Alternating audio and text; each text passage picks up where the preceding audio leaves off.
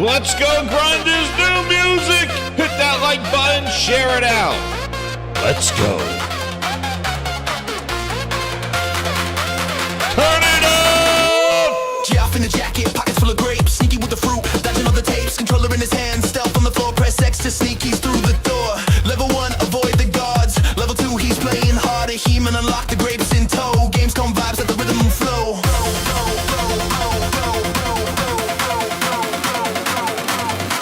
Smuggling grapes, we're hitting the stage.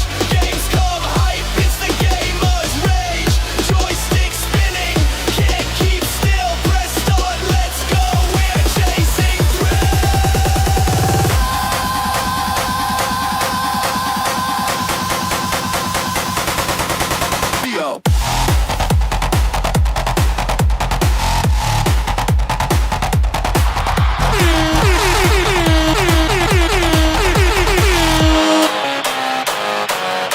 VR, headset, Jeff's in the zone. Grapes in the cutscene, he's never alone. Pixelated skins, the crowd goes wild. Loot crates dropping adrenaline style. Grapes in the left hand, mic in the right. He's the boss battle, we're in for a fight. Cutscene chaos, the crowd's alive. Opening night, Gamescom.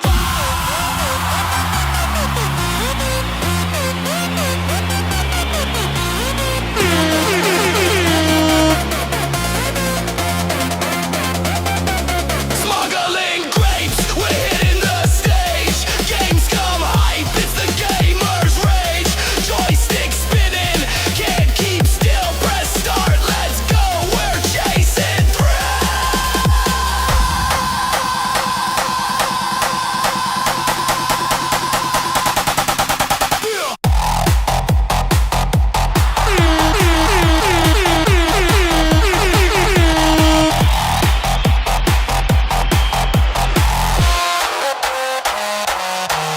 yeah.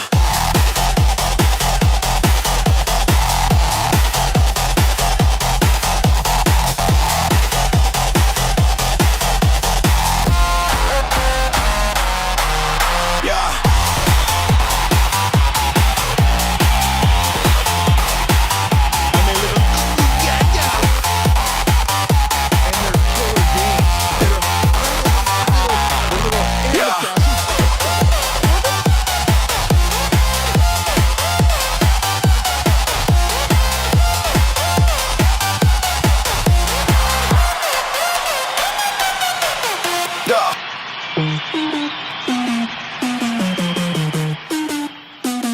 New music!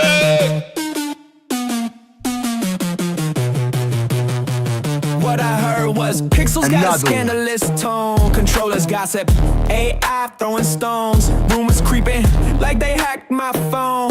Joystick whispers, drama in my zone. They said the bosses okay, cheat codes unlocked. Heard that devs got beef, truth for TikTok. Loot boxes rigged, patch notes a joke. But I'm just trying to play, man, miss me with the smoke. I hear this, I hear that static in my dome. He said, she said, just leave it alone.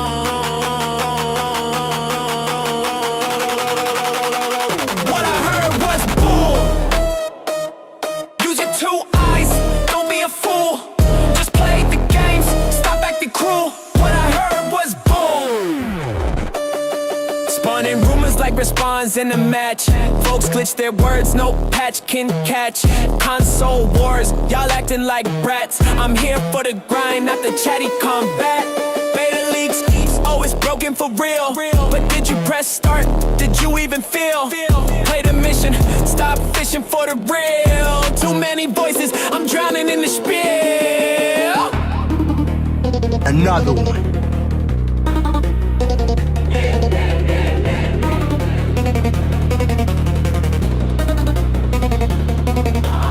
I hear this, I hear that static in my dome. He said, she said, just leave it alone. What I heard was boom. Use your 2 eyes, don't be a fool. Just play the games, stop acting cruel. What I heard was boom. Oh, yeah, grinders, how you doing out there? Woo, I'm hyped up. Holy crap, that's some jams right there. I knew everybody'd be hyped up for that song, man. I'm telling you. We're rocking in here. DJ Grinder in the house. Oh baby, oh baby. Yeah, we're cooking tonight. That's some freaking cooking music. That's one of those things where you put the oil in that pan, you sear that shit up, boom, we're ready to cook. That's cooking music. Get your popcorn because we're gonna have a show tonight. Man, oh man, because I got some gears to grind. Speaking of that, have you seen the What Grinds My Gears videos that I dropped last week? The Greases My Gears and What Grinds My Gears. More of that to come. Some of that short form, hot take, off the presses, gaming grindhouse right there. When I can't sit here and engage and be here for hours and do that, I want to get the thoughts out and get you into the gaming grindhouse. So there you go. Some more of that coming your way. Plus, you can see the goals. We got music. I got to reset my VIPs in the house. Oh, damn. I didn't even reset my numbers. We're on our way to the next round. And if you could see, grinders, if you can see, we can get another song. We'll do one of these here for another song. I got 2 songs for you. The Pachter Attack song. Oh, man. And what was my other one that I had? What was the other one that I got here that I was jamming to? Oh, man. What you heard was, those are the 2 songs you heard in the beginning was Smuggling Grapes. That's Dancecom. You'll hear that again tomorrow. And then what I heard was, there it is. Oh, man. The 2 that I got on, Pachter Attack Blues and Dusty Bin's Confessions. Woo! Those are your goals this evening, grinders. So hit that like button, share it out. We're going to cook tonight. You got Dusty Bin and Pachter Attack on the Grinds music board this evening. And some other music blips and bleeps if I have some guests come on. But yes, we got a full slate here. What's up, Josh Az? How you doing? True SSJ Havoc, what's up? Tehran, Albert Guchard, Hideki, the whole slate. Oh, man. His friends with Satya. Oh, man, they went to dinner. Diablo Dogmatter, Leech, Outside Gaming Night, Ryan, Fabrizzle, Stephen Leone in the house with the Phil Spencer goat. I know that's his favorite by request. Put that out there. Heath, the Heathen Stevens. Oh, damn. Mod Rozzy in the house. Sweet Willie says, let's F go. Mr. Grimm, talking about Michael Pachter Attack. Iconic Games is in the house. He goes, yes. Dude, if that grinds your gears, Iconic Games, well, I got a show for you. It's this one right here. Vedger in the house. Dog Zone, Mr. Tennis, Vedger again. Buck Rogers in the house. Kazakiro 270. Damn, I just threw something. And who else we got in this house? And Harry Tran, one of the first ones in here when the doors opened. So shout out to you. And we got wonderful super chat Working Glass Dog Gamer with the 5. He got us to our goal already. He goes, it is so bad out here for Xbox that Xbox content creators are now PlayStation insiders and the bot farm runs with it. Misery loves company, man. It is messy. That's why I didn't even know. Like, I just have the some games we got to talk about. But man, what I heard was get the popcorn. We're gonna roll with that because I didn't even know where to kind of put this because it's crazy and there's so much evidence of how fake and crazy everything is and how this is not even media anymore. I don't know what they are. They're bloggers. They're bootleg jazzes. I don't know what they are anymore, but it is ridiculous. It is ridiculous, man. It's like a bunch of mice just running into a mousetrap. It is craziness in these streets. And I just grouped it as one whole thing, man, because what's up, Neil? How you doing, man? Ron M in the house, too. It's just, we got to talk about it. And I'm going to introduce it when we get up there. And I'll do some Gamescom. Yeah, that's right. And we got somebody else in the questions. I do have some questions in the members' questions. Not a lot. So we'll see what we go from there. But we got to start cooking, man. We got to get to that. We got to get the popcorn. But we got to talk about games. We got to talk about because I think the thing that's grinding my gears, and by the way, hit that like button, grinders. Share it out. Let them know we're live here. This is the thing. We have Gamescom tomorrow, which we'll find out smuggling grapes or whatever the hell's grapes we're doing. I don't know, man. Every year. See, what I feel like with the Gamescom stuff, and I'll get to the predictions, but it's like, it's just so, people just want a centralized place to get some gaming news because the way gaming news is shared nowadays, it's pathetic. It is what's real, what's not. They got you on this roller coaster of what's happening, what's real, what's not. And it's not even about the games. It's about these companies' practices and all this craziness. It's not even about like the games that are coming out. I wish there was leaks like, yo, here's, like I said before, I tweeted this out last week. I was like, I miss the days of of like those kind of like a phone camera off the camera kind of leaks of gameplay. You know, I would love some gameplay to leak. Insiders, you know, if insiders around there, I got a job for you. Leak some goddamn gameplay. You know, that would be something. Get some gameplay out in these streets. Not some dude at a water bottle or a friggin'. I heard Phil's taking a shit next week. Oh, damn, yo, get on the news. What I heard was Phil took a deuce. It was runny. Oh man, not good. What's his diet like? Leak some goddamn gameplay. That's all I want to see, some leak. Damn. But anyway, talking about gameplay, we got our hands on the beta for Battlefield 6, week number 2. And grinders, I enjoyed it. I enjoyed my Battlefield 6. Hit the like button. That's right, Corey Massey. Funny, I no one could predict Helldivers 2, but now they got the whole 10 leakers, dude. They got the whole slate ready to go. Please. Nobody knew about a Marvel token either. The fighting game, right? They had the whole list of Sony service games, but nobody knew anything about the Marvel fighting game. And what's crazy is that Sony actually went out there, said, "Hey, I want to grab one of these the staff members. Let's make a Marvel fighting game." Nobody knew about it though. No. Nobody knew about that. They all had Sony's service games listed, but not that one. Welcome, AK Do Sensible, to the VIP Grinders. Thank you so much, man. And if you want to be a VIP grinder, get access to exclusive music and behind-the-scenes videos, then you could become a VIP grinder as well. Thank you so much, AK Do Sensible. Welcome to the VIP Grinders. Partying, I haven't updated the list. The VIP Grinders, we haven't seen this page in a while because it's been all business. There's been craziness going on there. But with the VIP Grinders, just keep growing.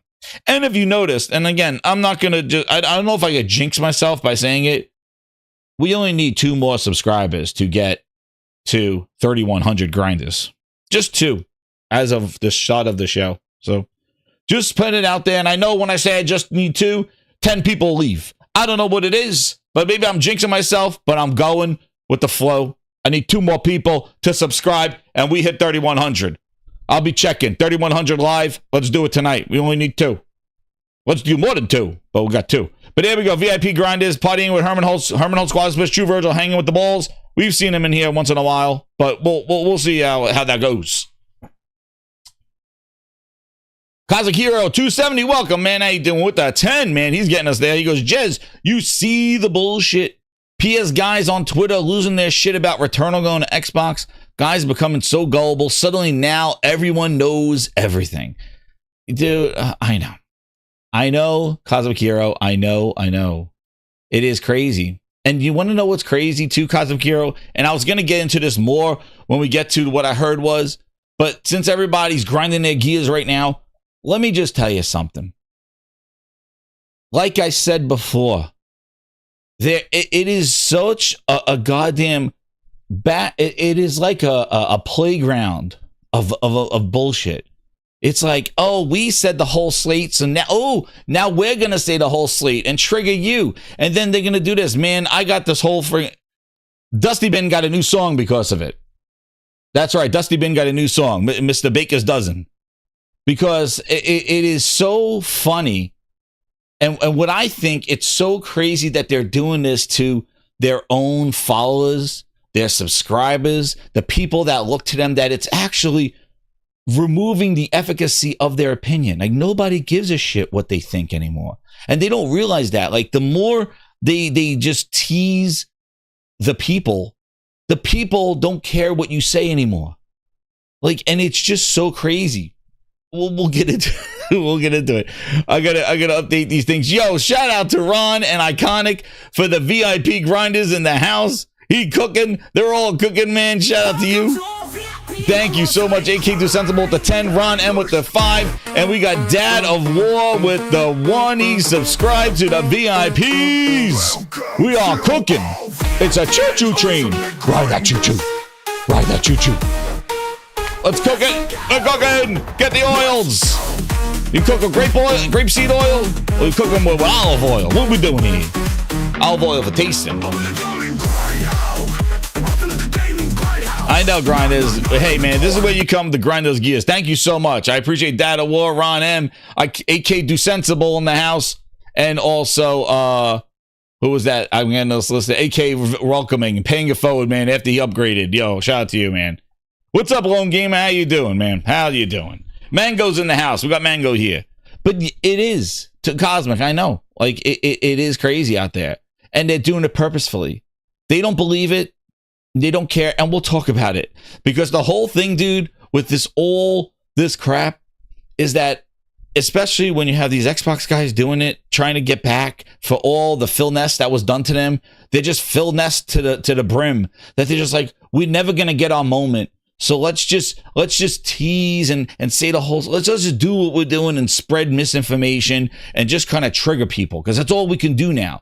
We don't get any W's. Like I said, in the search for W's, all they get are L's. There's no more. There's nothing, because even if the whole slate of games come to Xbox, does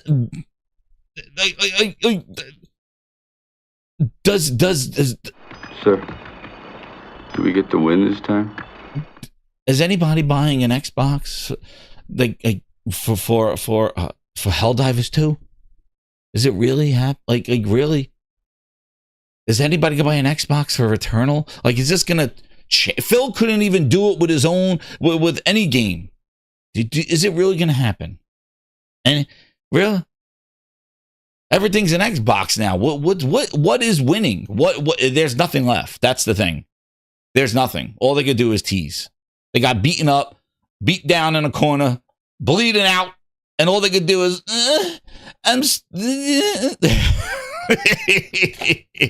all they could do is just like this point and just go, you smell. It's like, dude, that's all you got left, man. You got nothing left. Phil Ness beat you down in a corner. There's nothing left. You don't even know where your games are going to be going, dude.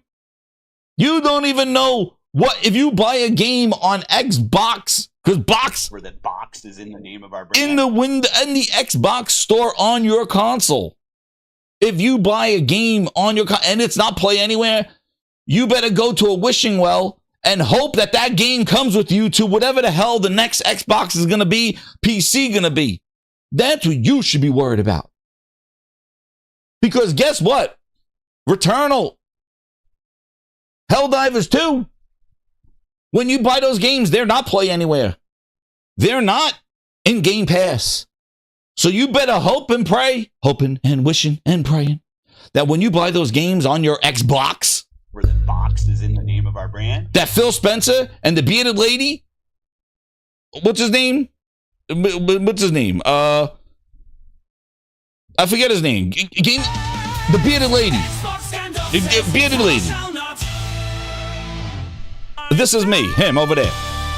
You better hope that him and Phil Ness have a plan for your games. They better hope. Because if they're not Play Anywhere, you're shit out of luck. Unless somebody comes down from the graces. So you better go praying and wishing and throw a coin in the well to hope that your 300 games go with you, because they're not all Play Anywhere. So go tell Gaming Gandalf what's going on. Because if you go buy Helldivers 2, it's not Play Anywhere. It's not Game Pass. Uh-oh. Like zoinks. You better get over there and get Gaming Gandalf. He said a whole bunch of I think today.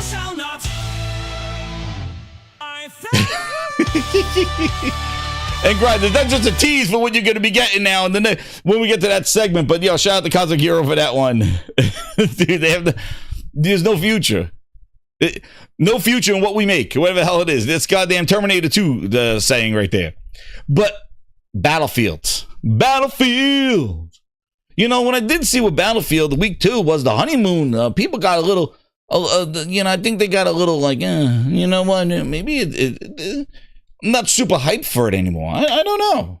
I got this feeling that people put a little bit of blemish on Battlefield. I liked it. I'm still getting Battlefield day one. I enjoyed it. I liked the one map with the mountain. I wasn't a huge fan of that one, but hey, I'm not gonna love all the maps. But yo, what's up, Liquid Data? How you doing, man? How'd you like week 2 of Battlefield? That's right, Ron M. Please, Ron. People think that because they put their games on PC is why everybody left. No. They all left because what Ron said, the quality bar of their games sucked ass. Phil said we're going to do everything everywhere. Put it anywhere. Oh, shit. Pause, Phil. Oh, shit. Phil said put it anywhere. Oh, go back and oh, no, not for the kids. Oh, it's too late for that, Phil. Put it anyway, he said. But he didn't care about the whole goddamn quality issue. We'll fix it later. We'll add 30 frames, 60 frames later.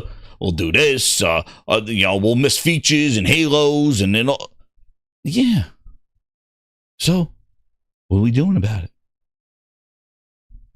But anyway, Ryan says, am I still playing the Switch 2? Yeah, I played a little bit today. I played some of NES games on there. Actually, I played a little bit of that. But I'm telling you, that Switch 2, it's a great piece of hardware, but man, beyond Nintendo's games, if you don't play those games, if you're not interested in Mario Kart, if you're not interested in Donkey Kong, I'm not watching that Kirby shit. I'll tell you that right now. If you're not interested in their games, like, don't get it. That's all I'm saying. Like, it's a great piece of hardware, but I don't primarily play on a Switch 2. I'm not buying Madden for $70 on a Switch 2. I'm not. But if you primarily play on Nintendo games, you have a library, then a Switch 2 is probably the ideal upgrade for you. But otherwise, you're my #1 customer.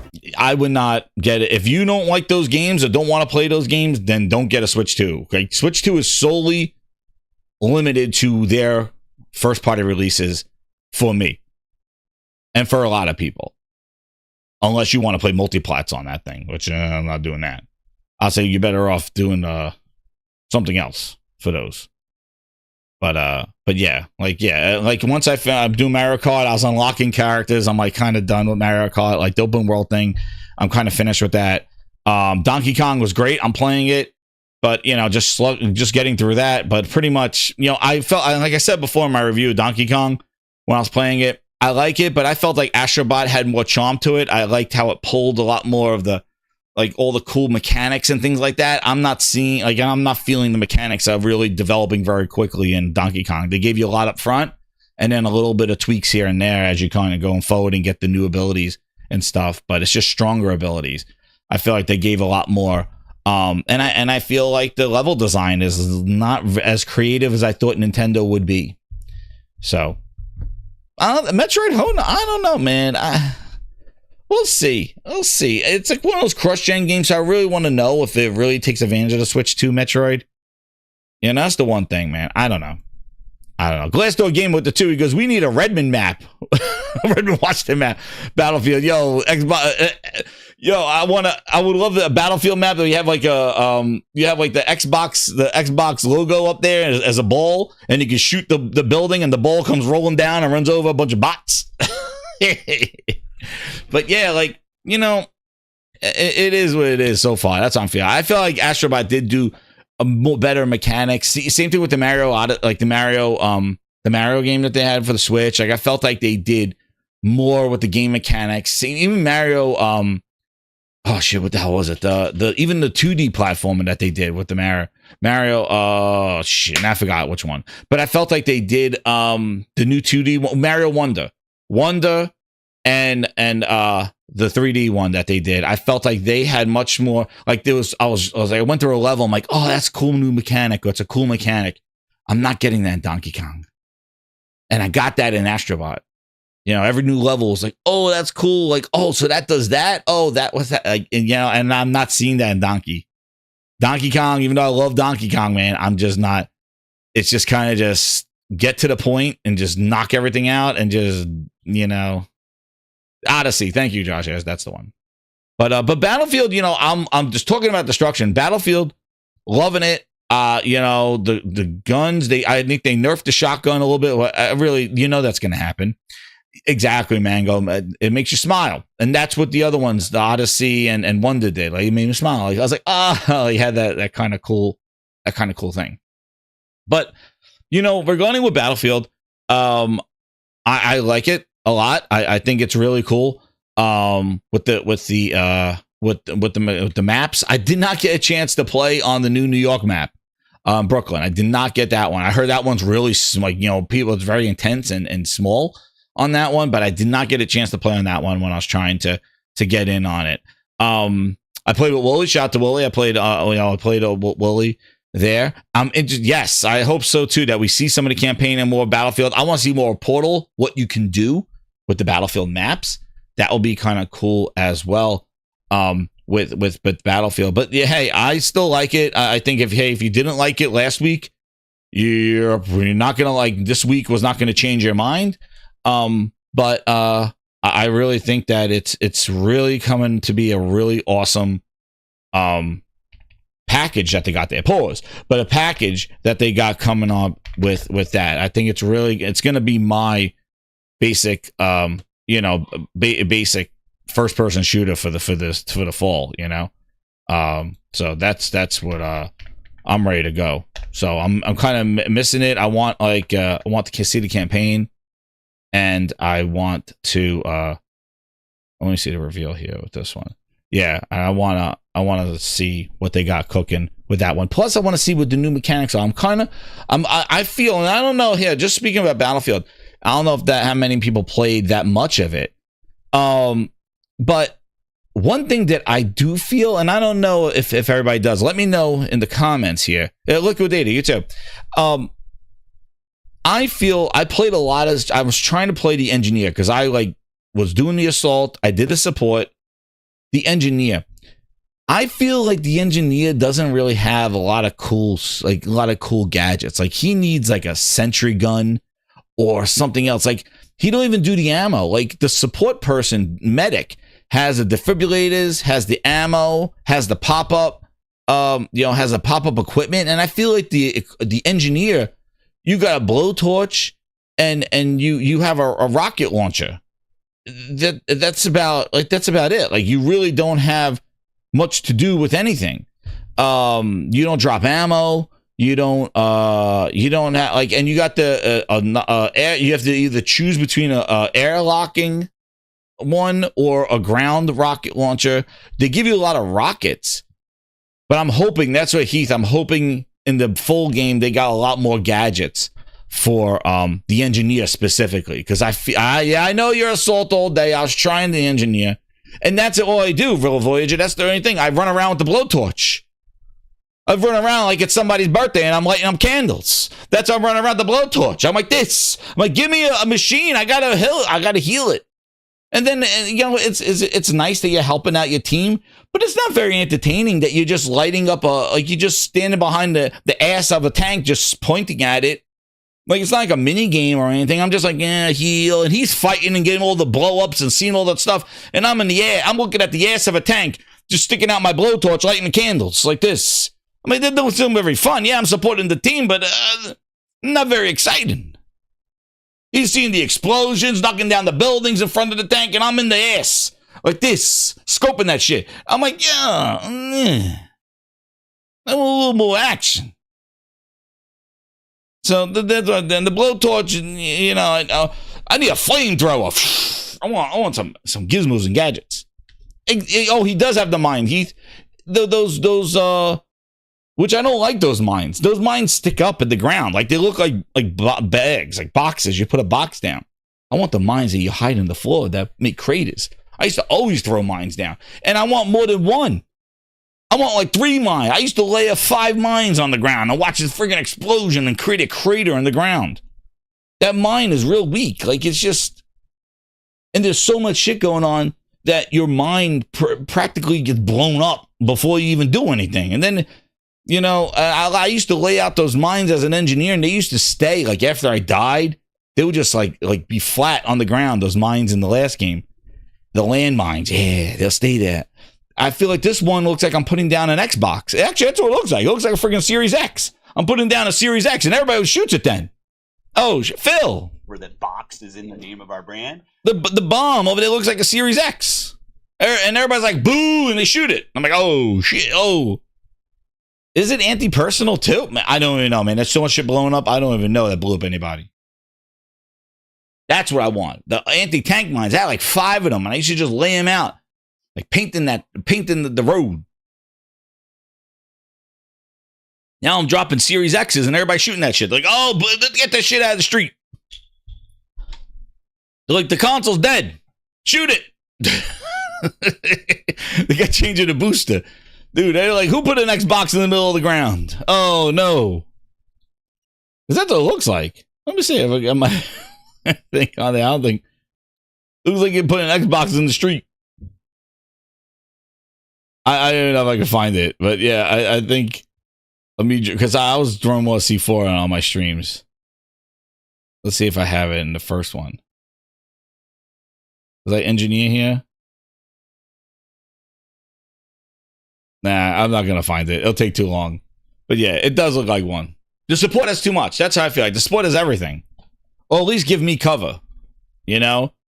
I don't know. But yeah, that's how I feel. Hopefully they have more gadgets. Obviously in the full version. But, oh, you feel this Cosmic says he feels the assault class needs to have some. Yeah, I feel the assault is not super. Yeah, I think the support is too much. And the other class, the one I play, the Recon one. What's up, Lunchi? How you doing, man? Yeah, the Recon one. I feel like the Recon one has a lot, man. I have the respawn, I have the ping, and I got C4. Dude, you're cooking with the support, and you give himself not a sniper rifle, and then I'm cooking. So like, yeah, I feel like the support and the Recon or that assault, I think they have a lot. So we will see. That's right. C4 outside gaming night. Look at data with the 2. He goes, Battlefield 6 should remaster Damavan Peak. Ooh, yeah. But we don't want remasters yet. Give me all the new maps, Liquidator, then give me remasters. Don't be Call of Duty, who's already announced 4 remastered maps. Oh shit, $70 game. They already got remastered maps in Black Ops 7. Oh, Phil, hard questions. I mean, I don't know. Like, I have to go back and look at the. You got to go back and look, Phil. Like we're not talking remastered maps already for a $70 sequel to Black Ops. Oh shit, not like this. Not like this, Phil. Like zoinks! Can't be doing this. Recon. Oh man, Zero. I use Recon like crazy. I'm throwing C4s like crazy. Crazy man. Sergey says Black Ops 7. Oh shit. Oh shit, Sergey. I can go directly to blackness. Oh man. Oh, I love the open classes. I love because I would never be Recon. I would never be Recon if I had to stick with the sniper rifle. And I would miss out on the C4 and the spawn points. The fact that I could use my like a SMG or or an assault gun, and you could run around with the support class. That's awesome. Oh no, we didn't do the Pachter Ranch ad. Don't worry about it. We didn't. No. We're saving Pachter. We're coming after Pachter Attack. It'd be a grind attack right there. And then speaking of hotness. Sword of the Sea hits. So reviews dropped for Sword of the Sea. And this game looked awesome when they showed it at the Sony State of Play. Sword of the Sea right here. So far it's getting great reviews. Dude, we're gonna cook it right here. We're gonna show it. Yo, look, the mix of Journey. Yo, it looks so good. And yeah, it got it's getting great reviews. And I think it drops in a day or so. Abzu, I beat Abzu. Pathless, I beat that. And Journey, dude, I played that one. I beat the Pathless and Abzu. No, Abzu. Maybe I beat Abzu? I know the Pathless. I beat Pathless. I like that game a lot. But yeah, dude, this game looks like it's cooking. It's fire. And it looks incredible. Yeah, it looked like Journey. Totally. Like, totally. And yeah, the animation, the music, like this is, and I can't wait to see how this thing works with the DualSense, dude. It is really gonna be cool. It looks like really cool puzzles, and I thought the Pathless was great. It was a great kind of in between game that I got lost in with the Pathless. So, and Journey too, with that one. So yeah, I think this one's gonna be one of those games that you just put on a podcast like the Gaming Grindhouse and journey away. So definitely getting this one. And I think this is actually going to be in PlayStation Plus. A day one subscription game? Yeah, well, the quality, yeah. But I'm sure it's on Xbox, right? No, it's not. It's on PC and PlayStation 5. So, yeah. So that's why grinders, as you sit there and go, August 19th it comes out. Oh, tomorrow. There you go. Tomorrow. There you go. PS5, Steam, and Epic Store. So yeah. And that's why, well, I'm just telling you, that looked incredible. And this is why grinders, like, when you see the stuff online that we're going to talk about, just glaze it over. Because they're excited over a little click button that says Helldivers 2 on Xbox. No cap, there's not lying. But as they glaze over that and rub their nipples, and nipples go pop up like this, game after game after game after game.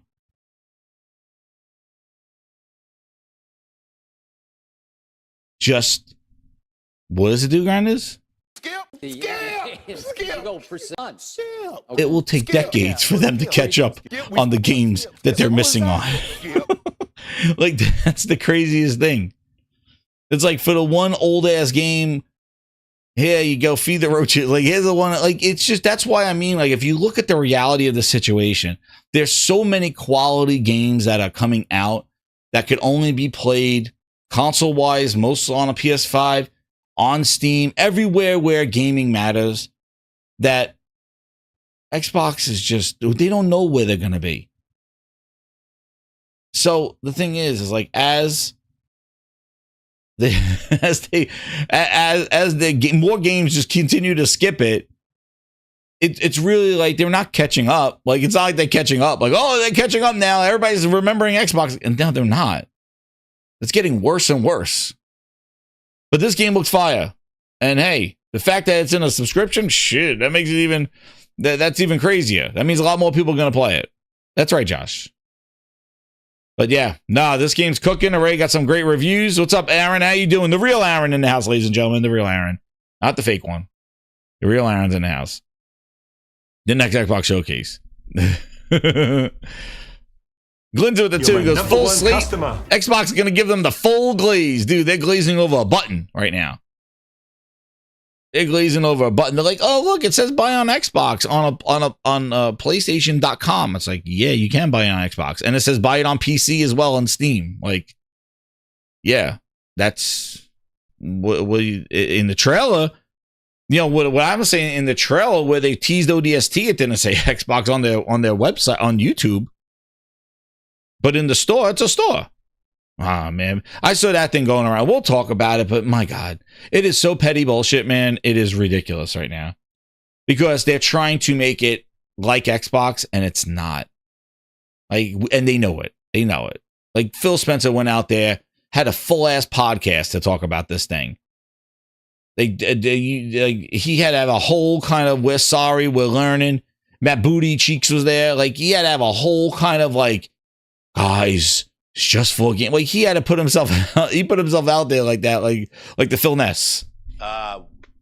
You know? I don't know. Like, I'd have to go back and look at, like, Sony not making this initiative. They're kind of like, yeah, like you get a tweet or something like that, like low key under the radar, like, yeah, it's going over there. But we'll see. Remember, grinders, this is all building up to what?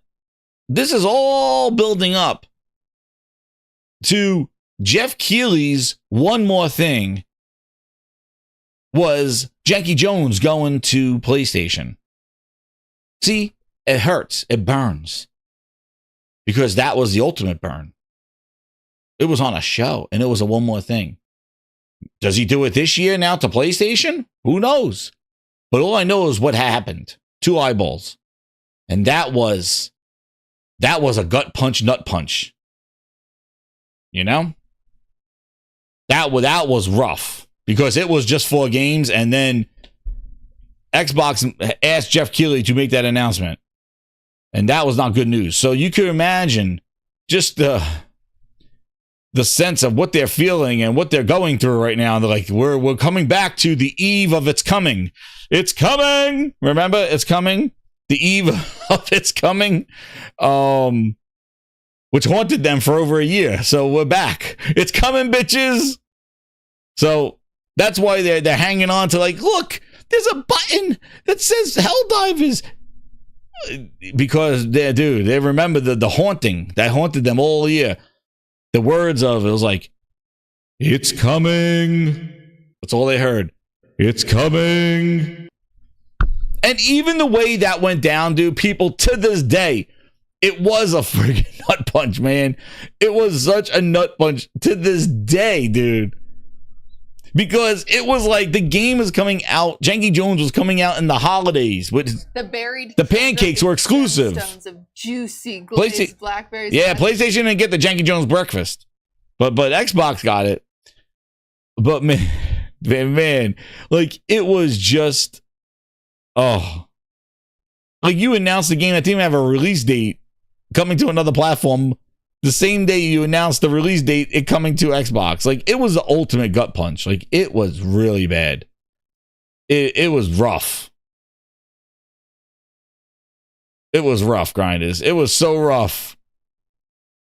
It was so rough. Let's see it again. Hit that like button, Grinders. Oh, man, here it is. Let's see how the gaming Grindhouse reacted. Was betrayal. Let's see. Where was I got the second half of it.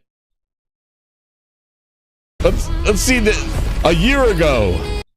Diablo. Yeah, Jeff Keighley. I don't know. I go watch this. I'm like, Jeff Keighley, don't be messing with me again. I have my music going. All right, we got another game to Your choices. Wait, where is it? Right here? Commercials out here. Peter. Is this it? There it is. Grindhouse, let's watch it again. Hit that like button. Let's see Grindhouse reacts to Grindhouse. This is not it. The constraints what the hell is this? Keely, get your balls out there. Where is this? I thought they were coming back. The delivery. I've been chasing down these delivery people. Where is this? On the stage. Wait, is this it? Hold on. There it is. Customer. It says 5. Wait, no, I went back to. I gotta find it. Dude, it was. I gotta get the real reaction. It was craziness. Is this it? I thought I timestamped it. Is this it right? Here it is. Get him, Jank. Man, you beat the clock. Game Pass Blues. Get in there, Jank. Stunning open areas to explore. There he is. Secrets. Grindhouse for. And you get more than just the classic whip and revolver. Indy's journal. Oh man, here we go. Will immerse you Get in him, journal and a camera. Extra info on all of your finds. So yeah, that's right. When we all played in the scene, right? Historical details. Hitting action, dude. That was the weakest punch. Yo, I'm sorry. I played about 3 hours of Janky Jones. It looks like a VR game. It looks like it's supposed to be indie VR in first person. This is an incredible new way to experience indie. Oh man, the janky climb for you to play it. Oh my god. That was... Hold on to your Yo.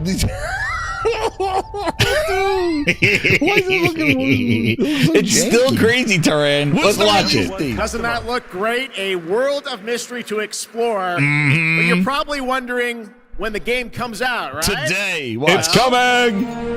Today. Oh, December. It's coming. No. Oh, no. There you have it. They Indiana dropped. Jones and the Great Circle is coming out this December for Xbox, Game Pass, and PC. But there is one more thing that Machine Games and Bethesda wanted to share with you about Indiana Jones and the Great Circle. DLC. Oh, you see? They better not say this is coming to PS Spring.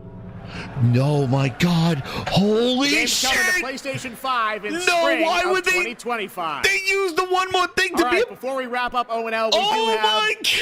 one final game It's a kick in the announcement for you. nuts. Check this out. Oh my God! What a kick in the nuts! Are you kidding me? The one more thing was fucking. It's coming to PlayStation. What are they doing? Holy shit! No! Let me watch Mafia.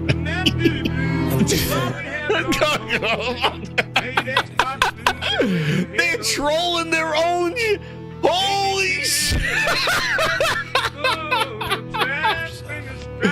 Oh my God!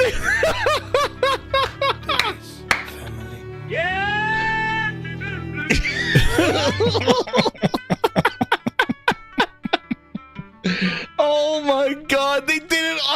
He's like the one more thing. Are you kidding me? Coffee has gone cold and he made Xbox lose their way with Halo. Taking tears and spreading boo. Trash bin starts again. Yo, where's Zoinks? Zoinks? Project Frozen Glass. Yo. Yeah, Sony doing the same thing, right? We'll see, man. Oh my god, my stomach hurts. I'm laughing so hard. Yo, that was a nut shot, man. Rip that exciting life off. now. Breakfast to go. You're gonna love my nuts. Watch this. You can do everything. Hit that like button, grinders. You believe they did this? Dude, Twitter is gonna go ape shit. On opening night live from here in Cologne, That was a year ago. PlayStation still doesn't even show up. For our 10th anniversary show, it's going to be a very special night. Oh my god. Oh Jesus. What a disaster. With all right, well, thanks Peter Molyneux. Shocks. Didn't she do a great job? It was a disaster. Peter Molyneux. Disaster. It was a disaster. A disaster. A disaster. Only 4 games, right, Phil? Oh, yo, my God. And they put themselves out there again. The messaging. That's why, like, you look at what they like, dude. The messaging was it was poetic of a nut shot. Like, it was just 4 games. We're not doing it. It's just old games that we're looking at, and then all of a sudden, dude, he used it on the stage as one more thing coming. Does Jeff Keighley do this again? Does he do this again, but he does the other way? Does he go like, does he announce Returnal coming to Xbox? Like, I don't know. Does it happen this year? Or more games? Or does he wait and do Halo's coming to PlayStation? I have no clue. What's up, Thrifty? How you doing, man? Like, who knows? But all I know is what happened with my 2 eyeballs. That was, dude, that is ultimate. Just like, yo, they didn't give a shit. And then they got the balls. Like, even that happened to them. And they're still to this day trying to convince you to go get an Xbox. Xbox One, dude. How many times do you get kicked in the nuts before it's like, dude, I'm not showing up anymore? How many times? Like, just think that happened. Look at how these PlayStation guys are getting triggered online. And none of that shit happened to them. The people that are triggering you, they went through this shit. and they saw they went through this. And they're the ones, like, just move on, dude. Press the Glaze song and move on. Don't fall into the trap of Dusty Bin and his cookies. Don't fall into Dusty Bins. No, PlayStation, it's coming. Don't fall into Dusty Bin's trap. Dude, Dusty Bin went through this and he's still champion Xbox. And he just make cookies. You're done. Make the fucking cookies. Nobody cares what you think, Dusty Bin. They only want to know if you use almond flour or regular flour. Don't fall for it, grinders. Man, don't engage. Don't engage. Dusty Bin still capping after he went through that shit. Dude, there's nothing. They got nothing left. Don't engage. They don't have any balls. They have no balls left, man. Phil knocked both of them out. He has nothing left, man. Dusty Bin better make some oatmeal raisin. That's it. That's all I want to hear about. What's baking in the oven? But holy crap. They went through some real shit last year. And they're still around. Boom, boom, boomstick still sitting on that stick. Oh, shit. I mean, I don't know. Like, boomstick saying Xbox One. He went through that shit last year. But Janky Jones. The buried treasure. Come on, man. What's left? Glazed blackberries, raspberries. Phil took everything from him. He took everything from him, dude. Phil took him nut. He took them all castrated, G-Bro says. He took it all. He's a nut flower. Oh, shit. Exciting life now. Breakfast to go. You're going to love my nuts. Flower. Watch this. You can do everything. Like, they all went through that shit last year. One more thing that is coming to PlayStation without a date. Dude, that was the ultimate just slap in the face. All of them got the face on there going, and you knew it hurt them because they all have reaction videos to that, dude. A year ago, they had reaction videos. Yo, one more thing, Starfield outside game at night. Starfield coming to PlayStation. Dude, does he do it again? I don't know. Dude, they all reaction videos going, see, it's not coming to Xbox. And then Jeff Keighley's like, not coming to PlayStation. Jeff Keighley's like, one more thing. The buried treasure is gemstones of juicy glazed black. And they sat through that. Their faces went droopy. They turned into the moo-moo. Their face is droopy. But and they all got kicked in the gut. One dude was like, it's not coming to PlayStation. And he's like, it's coming. At a 180, right? Live. We saw people 180s. Their soul left their body. Shang Tsung style. Their soul just left them. Their green Xbox soul was Shang Tsung. I eat your soul. And he's like, gone. For Janky Jones, nonetheless. And the soul, the people now, they're like, Helldivers button for PlayStation, Helldivers 2, but dude, don't even listen. Dude, they see some shit, they're done. There's nothing left. There's nothing left. Jesus, like just, and I see all these guys is going crazy on X, like just getting triggered, like, stop it, stop saying that. They're like the whole slate. It's like, yeah, bitch, the whole slate's coming. Maybe you'll get some quality games, bitch. No more of that Sea of Thieves blowing up your ass.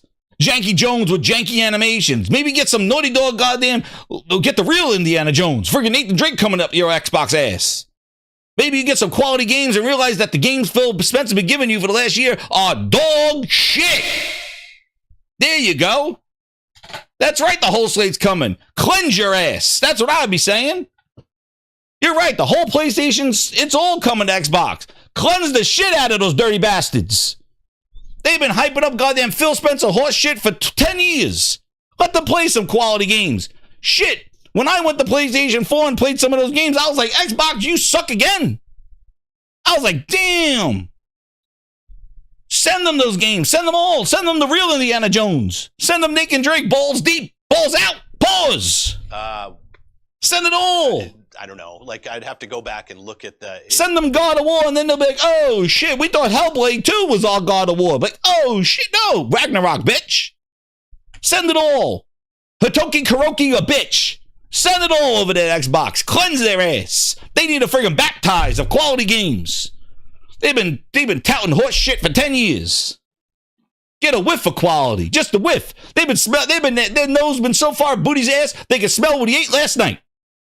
Give them some quality. Shit, Hitoki. Send that shit all over there. Those Xbox guys need a cleansing. Phil Spencer been feeding them dog shit for 10 years. Midblade. No, 27 yuan, Sergey. 27 yuans. Send it all there. Send it all.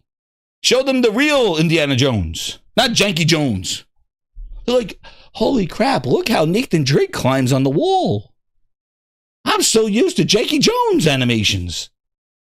This is my Nathan Drake.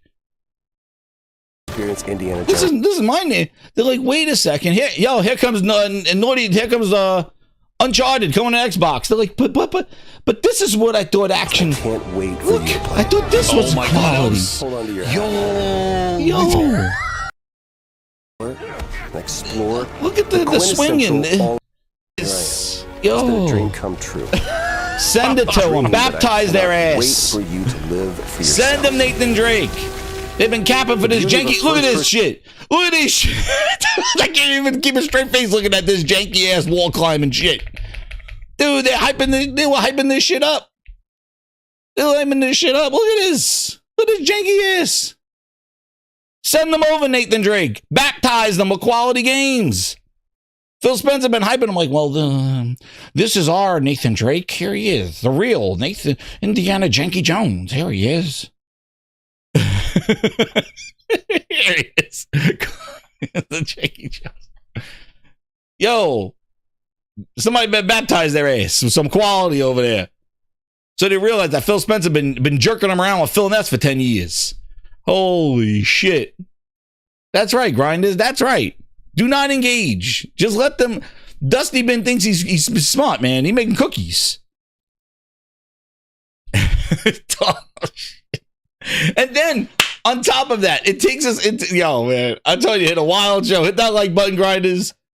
Yo, let's go. So let me tell you. On top of that, PlayStation guys, we need to have a talk. On top of that, you're letting these guys who hyped up Janky Jones and then even Phil thought that was something worthwhile to have one more thing. He had a whole show in June and told you Call of Duty, one more thing. Oh, man. Oh, shit. Ron M. Forrest Gump makes more sense than Broomstick, dude. The Xbox is like a box of chocolates. Never know what you're going to get.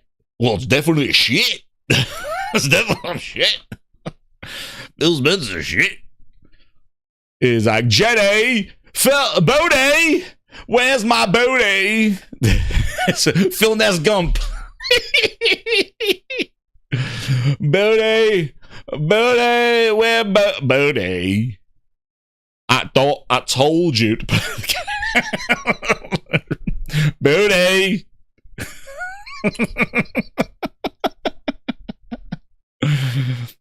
Booty. Hello, Lieutenant Sarah Bond. Phil Ness. Booty. Anyway, dude, who knows? But anyway, what's up, Mads Cleric? Member of 8 months, thank you, and welcome for VIP renewal. We getting there. There we go, cooking. But man, Phil Ness Gump. I have no clue, man. All I know is that Phil's been hyping bullshit for 7 years, saying he's still learning. Bless him with some quality games. My goodness. Yo, and I'm all down for that ODST crossover. Hell yeah. Hell yeah. Thank you, Maj. He VIP chatted. He got he upgrade. He did his VIP, and then he sent one out. Yo, shout out to Maj, man. That was awesome. Thank you so much, man. Appreciate it. And this is another thing. We need to have a talk already. Grinders, hit that like button because we gotta talk. Listen, get closer to the Xbox with Gump. That's what Phil's like. Life is like a Phil Ness box. He goes, where that box is in the name of the brand. Booty box is in the name of the brand. Booty. Phil just needs a southern accent. Name of our brand. He'll be Phil Ness Gump. Box. He's like, box is in the brand. I like things with box in it. What do you think, Booty?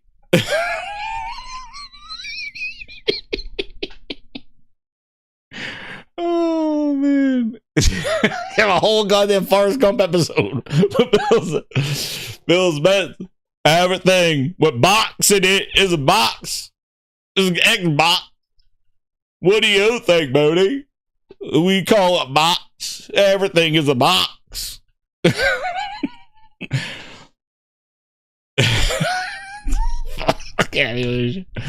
So anyway, I can go on and on, man. That's funny. I have a whole skit now. Phil's great at table tennis. Mama always said everything with a box is an Xbox.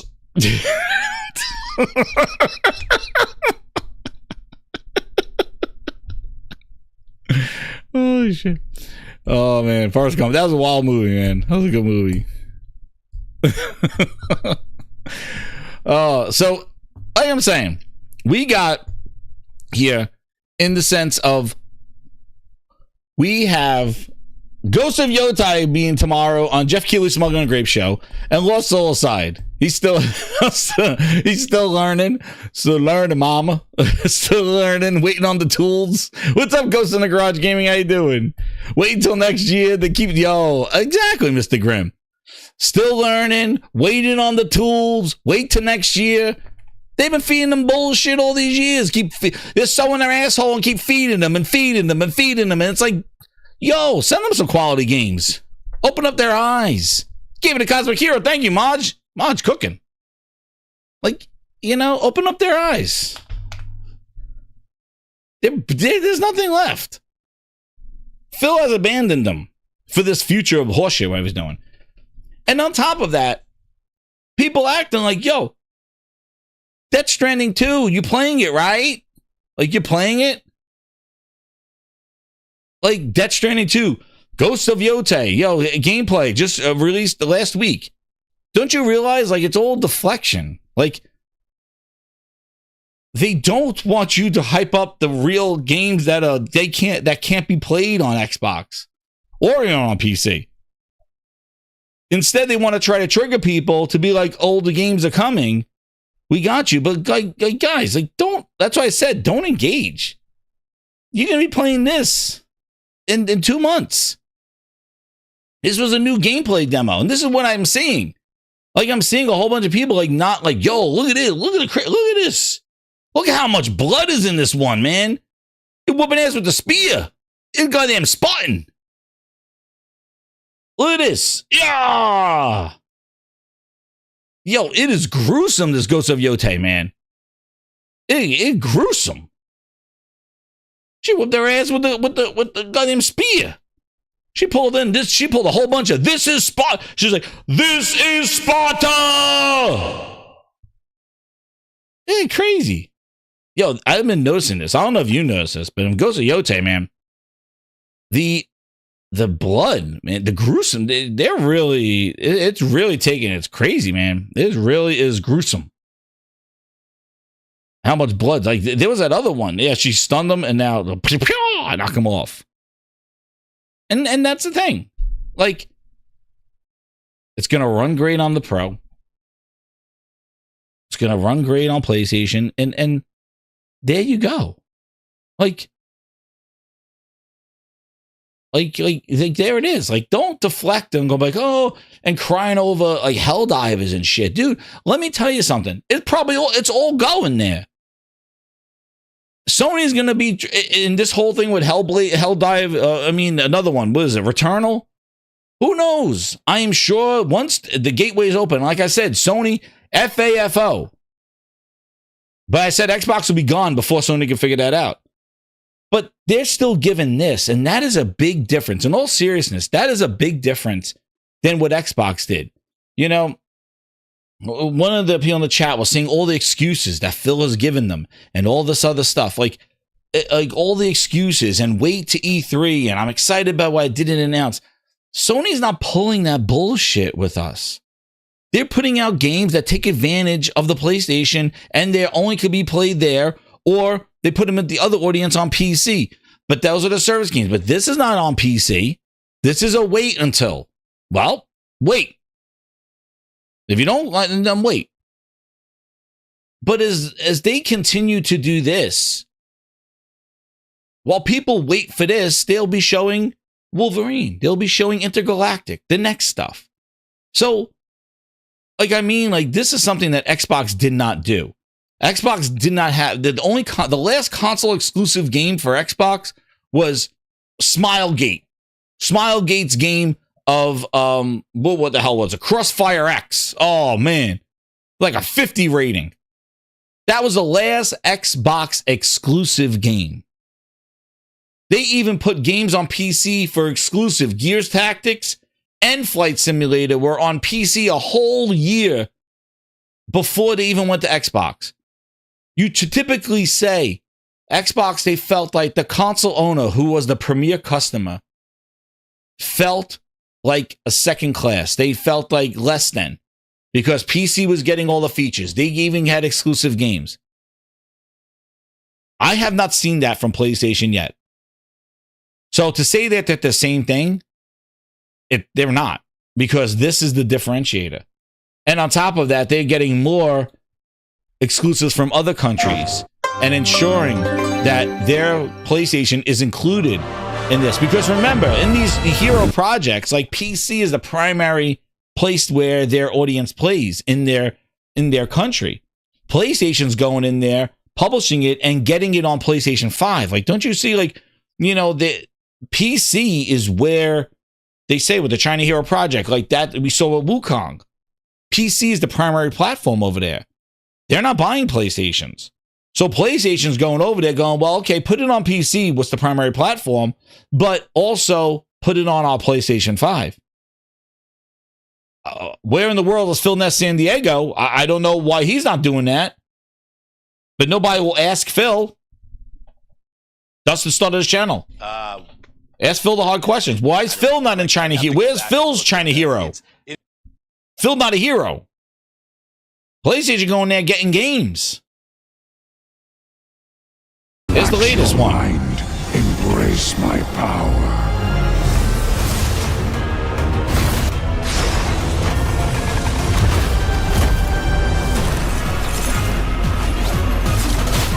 Yo, this looks like a part like Bayonetta.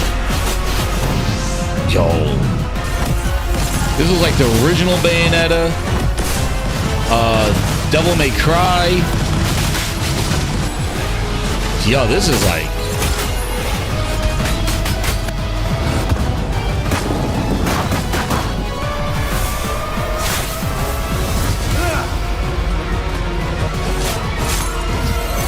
We'll see. It looks good. Definitely looks like one of those games you just gonna be just like. It's not one of those Souls games. It's like the DMC, like Bayonetta type thing.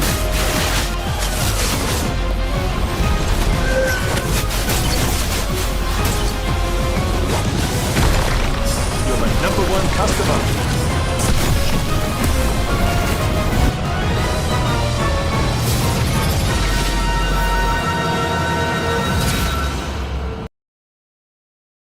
All right. Can you play that on an Xbox? Where that box is in the name of our brand. No. What's up, Thrifty, averagely aggressive average gamer? The 2, he goes, Lost Soul can have all my money. Yeah, dude, that looks lit. That looks definitely like, let's just grind and beat the hell out of everything and have crazy effects. Dude, it looks pretty damn good. It looks good to me. You're my #1 customer. So you got that in a couple of weeks? 11 more days for this one. Captured on the PS5 Pro and the PS5. I don't know. I don't know about the story. I don't know. I like the combat. You know, if it doesn't get repetitive, I don't know. Like that, those are the things that we're gonna have to find out. Like, does the combat get repetitive? Does, you know, how's the AI? Is it a lot of grinding? Is it a lot of, like, you know, how are the boss battles? Is there a cool story behind it? I don't know. It looks good. If it was a Souls-like game, I probably wouldn't be too much engaging. Like if it was like stamina and stuff. But the fact that it looks like you just like mesh it up, I'm kind of down for it. But yeah, it looks. Let's see the official trailer. This was the official one. Oh, that's the same one. Oh yeah, this is the 21 minutes of gameplay, but I don't want to do any spoilers here.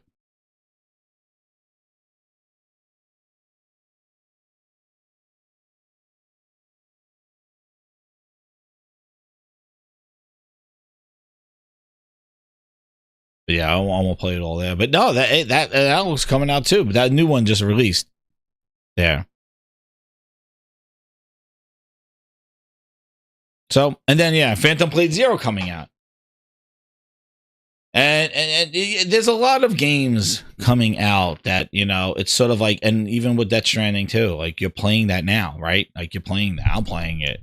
There's only one place to play it. Like, and this whole exclusivity, like I still believe here as we go through it, exclusives matter. Always do. Exclusives do matter. Not having exclusives, did it hurt Xbox? No, it hurt them that they didn't have the games, that they could even make them exclusive. The quality games dropped. When Phil committed everything to everywhere, the quality dropped.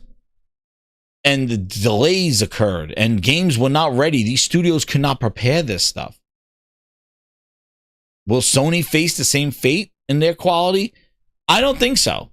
You know, and one of the things that I was thinking about was like this whole kind of like exclusivity, whether it is like going to PC in a year and stuff like that. And I mentioned this earlier, is that it puts more pressure on Sony to give that sense of FOMO. they need to establish the FOMO, because if they don't get people excited to want to play this game where it is, then people are just going to wait. And if they wait long enough, they're going to buy it somewhere else. Now, yeah, you'll get a cut of it, but you would rather them buy it on the platform that you're trying to sell it on. So they need to build that FOMO. You're not going to build that FOMO with like questionable games. So when your first party hits, it needs to hit. Because if you don't build the FOMO of people wanting to play that game in that window, and it goes the same thing with a movie. You know, you build a movie and you make sure that movie looks like something that wants to be experienced in a movie theater. Because if you don't, people will wait and get it on Netflix. So you got to give that FOMO, like, dude, that movie was crazy. The audio, the action you got to experience it in the theater. Same here. If that window is a year, if that window is 8 years, you say Ghost of Yotei, maybe it comes out in a year, next year, or so, or a year and a half, or whenever it's going to come to PC. I think it's going to matter on how it sells. If it sells a lot the first month, and then the sales drop off and people are not buying it, and January's there, you probably hear in January that it's going to be ready for PC, coming to PC soon. I'm sure. It depends on how these games sell. If they're selling on PlayStation and they're up there in the top 5 all through the holidays, then they're probably not going to be as quickly to put it on that. Dude. It's exactly what the movies do. Uh-oh, Lucci hitting my DMs. Uh-oh. What's happening, Lucci? Oh, hold on. He got me on something here. Oh. We'll get to those guys. What I heard was, I'll get to that one. Oh, my goodness. And they're also in the business of movies. But I said, like, they got to create that FOMO. Like, you know, when those games come out, they got to make sure that they're showing the best, the cook, and where they could play. Because they want people to get in there day one and buy that game or get that game on a PlayStation before they start putting it on other places. So, like I said before, it puts more pressure on them to ensure that game is quality and make sure that that game is going to create some sort of like, I got to play this now. And that's on them. So we will see, you know, and this is something that they created. Maybe they could have kind of put out a game and just let it cook. It'll be forever exclusive. And there you go. And we'll just rest on our library of exclusives and things like that. And we'll just build this library that doesn't go anywhere and stays on our platform. And we'll just rest on, like, look at these 20 games in our collection that only can be playable on PlayStation. That was their strategy previously. That FOMO, it was more of a collection, exclusive collection. Well, they don't have that anymore now that they're putting the games on PC. So how do you sell the product? You create that initial hype, like a movie theater hype, to get them in the door. So we will see. We will see how they go. Like I said, Sony fucking around and find out, man. We don't know. We don't know. And we'll see how it goes. But again, it's up to them to excite us as gamers to play their games and to want to buy them. Not like, I'll wait, I'll hold off on it. Right? Because that's exactly what Game Pass enabled Xbox players to do. Microsoft didn't make them want to buy the game. They said, oh yeah, that game is questionable. It's going to miss these features. It's popping. It's really not optimized. It got delayed and still missing stuff. I'm just going to play it in Game Pass. Like, I'm not going to own that game. I don't want to own it. No special editions of games with collectibles or anything like that. No exclusive controllers to hype up their franchises. Nothing. Microsoft did nothing for their games except just say it's in Game Pass. Like, they diluted all that FOMO. And now, this is where they are. That's what happened. The FOMO of Xbox, there was none. It was like, I'll just check it out on Game Pass. There was no cool like special editions, no cool controllers, no cool models of their characters. Hell, man, Halo was on the box. It didn't even have a Halo edition goddamn Spartan like standing there for Halo Infinite. Like, they're nothing. They dropped that multiplayer in beta. Man, I would love to know how much Halo Infinite, the campaign, the sellable thing, the $60 campaign, another kind of Phil Ness. I would love to know how much that Halo Infinite campaign sold. And what's crazy is that Halo Infinite campaign had no DLC, no expansions, no new weapons, and waited for co-op for over a year. That was the $60 product of Halo. Everybody complains about the multiplayer. That was the free one. The $60 one that they sold you was the thing that got nothing. It was a sandbox with no sand. And that's how you lose players. That's how they tell you to shove it up your ass. I'm going somewhere else. And that's what Microsoft did for years on Xbox, of just screwing them, making them feel second class. That's why Xbox is where it is. Not because they put their games on PC. It's because they did that. And they did it with their biggest franchises, the tentpole franchises. Hurricane Fernando.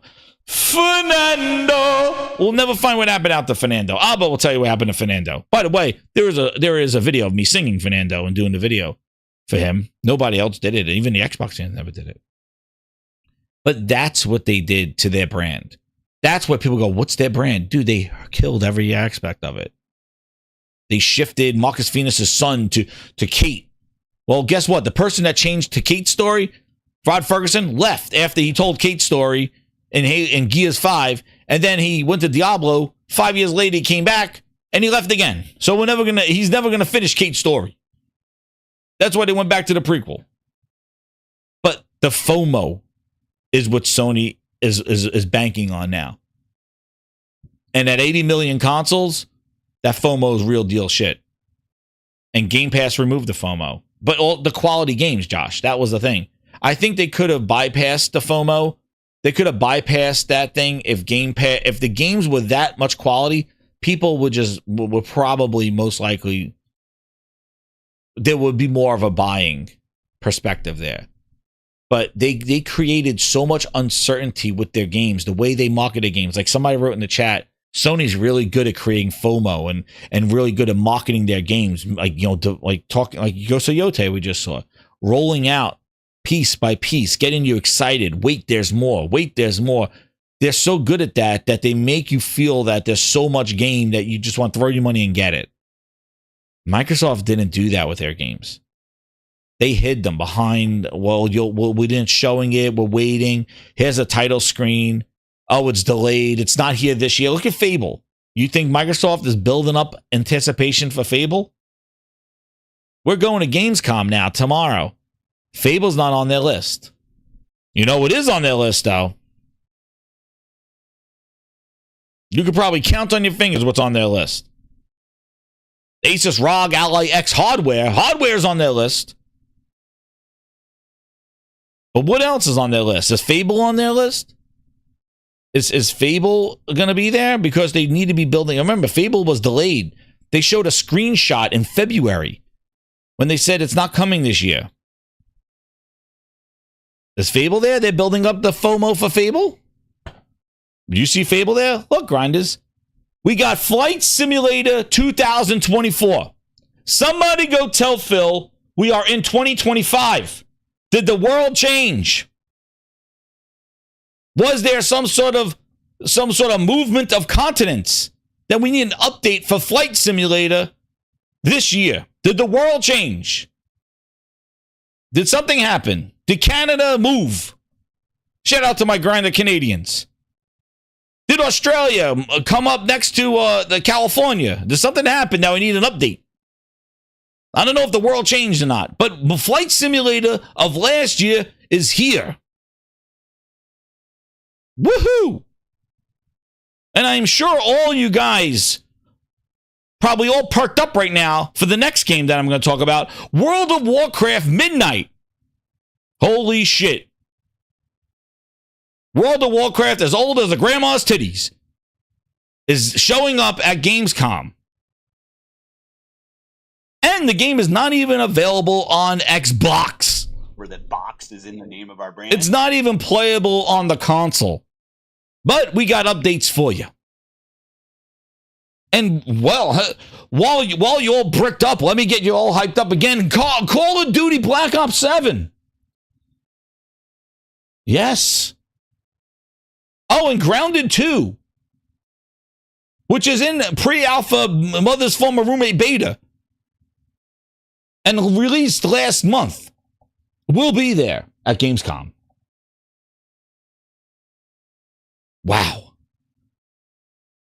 Fable, push Fable to the side. I need to see updates of Overwatch 2. What's up, El Nini? I need Overwatch 2 in there because we need Age of Empires 4. Yes. These are all updates that we need. Is Fable up there? Perfect Dark, never been, never was. Contraband gone. No, we don't talk about that. No. Contraband gone. It was on list for years. Perfect Dark gone. Nowhere. Where's State of Decay 3? Phil was playing it last year, he said. State of Decay 3. Fable. Anybody? Phil? Anybody? Phil? I mean, I don't know. Like, but you got Flight Simulator 2024. Great job. Because you milked the shit out of Flight Simulator 2024, and they're like, oh, but it's a new update. Oh, the globe changed. Thank you. So we'll get more updates in 2025. And Ninja Gaiden 4. They've been showing that game since January, and it's coming out soon. But do you see them building up for their franchises? Do you see them building up for Fable? For State of Decay 3? Do you see the build-up? It's getting less and less. Fable's supposed... Starfield not even here. Starfield was supposed to have annual DLC updates. Where's Starfield? No. The Flight Simulator's there. And this is what they're going to Gamescom with. Overwatch 2 updates. Anybody? Overwatch 2. But they're showing up. Everybody's there. And I'm excited for what they got to do.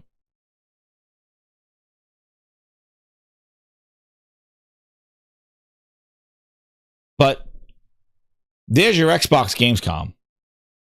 And they're all going there. The Glaze Fest begins. Hopefully there's some tattoos. And we get them here at the Gaming Grindhouse. Hit that like button, grinders. And then we got Gamescom, Jeff Keighley's Smuggle and Grape Show. Last year, I only streamed the first part of it. And I did the second half, and thank goodness I did, because you got my reaction of Janky Jones, One More Thing. This is what Jeff Keighley has tomorrow, 2 p.m. Eastern Standard Time.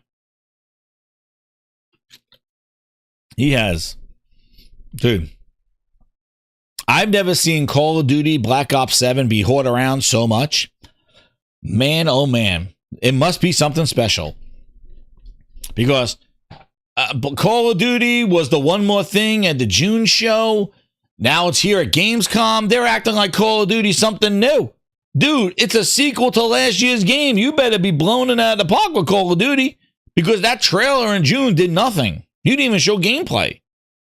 But Call of Duty Black Ops 7, bathroom break time. Multiplayer campaign, who knows? I'm just going to have some presidents with some sort of mission, and you'll be flying some planes and shooting some dudes. Because that's all they're going to be doing. Black Ops 7. I don't know why it's on there. I don't know who's excited to see that. Black Ops usually had their own show. Talking about all the breakdown. Jeff Keighley's not going to talk about all the mechanics and the breakdown, because that's the kind of level that you need with Call of Duty. You need a breakdown of like, dude, what's the new shit? Don't just show me a bunch of people running around doing slides and slide cancels and throwing grenades and jumping out of windows and going, yep, we're back again, Call of Duty. We got a new grenade and new map pack, and Nicki Minaj is coming over. Guys, who bought those Ninja Turtles? Yep. The Ninja... And that's probably Keighley's announcement. Here's a prediction. All the characters that you bought in Black Ops 6 will carry over to Black Ops 7. Yes, that's right. Nicki Minaj is coming to Black Ops 7. And so are the Ninja Turtles. And so is Seth Rogen and his weed gun. They will all be playable day one in Black Ops 7. That's a big announcement from Jeff Keighley at the Smuggle and Grape Show. I have no clue. But Keely's not doing a deep dive. And I hope they don't take up too much time. The Fallout TV show. Maybe they got some Fallout game announcement. Maybe. Maybe they jumped on that. Ninja Gaiden 4. That looks fire. I'm ready for that. Resident Evil Requiem. Yes, Jeff Keighley. More and more yes. Ghost of Yotei. Jeff Keighley. That's when the grapes will be exposed. When Joff talks about PlayStation games, those grapes turn into a little fruit. Oh shit. Oh yeah, man. The grapes get filled out when he talks about PlayStation games, like that. Because all those Xbox guys, they hate themselves some Jeff Keighley. But man, when Jeff Keighley talks about those PlayStation games, oh man, those grapes, they're about to be a whole bundle. Pause. I can go directly to Black Nuts. They're going to be about to be a whole bunch of grapes. Bunches and bunches of grapes. Have an exciting life now. Breakfast to go. You're going to love my how nuts. Jeff Watch Keighley this. loves himself some Sony. So when Ghost of Yotei comes up there, just hopefully they get a wide shot of Jeff Keighley because we don't want to get close-ups.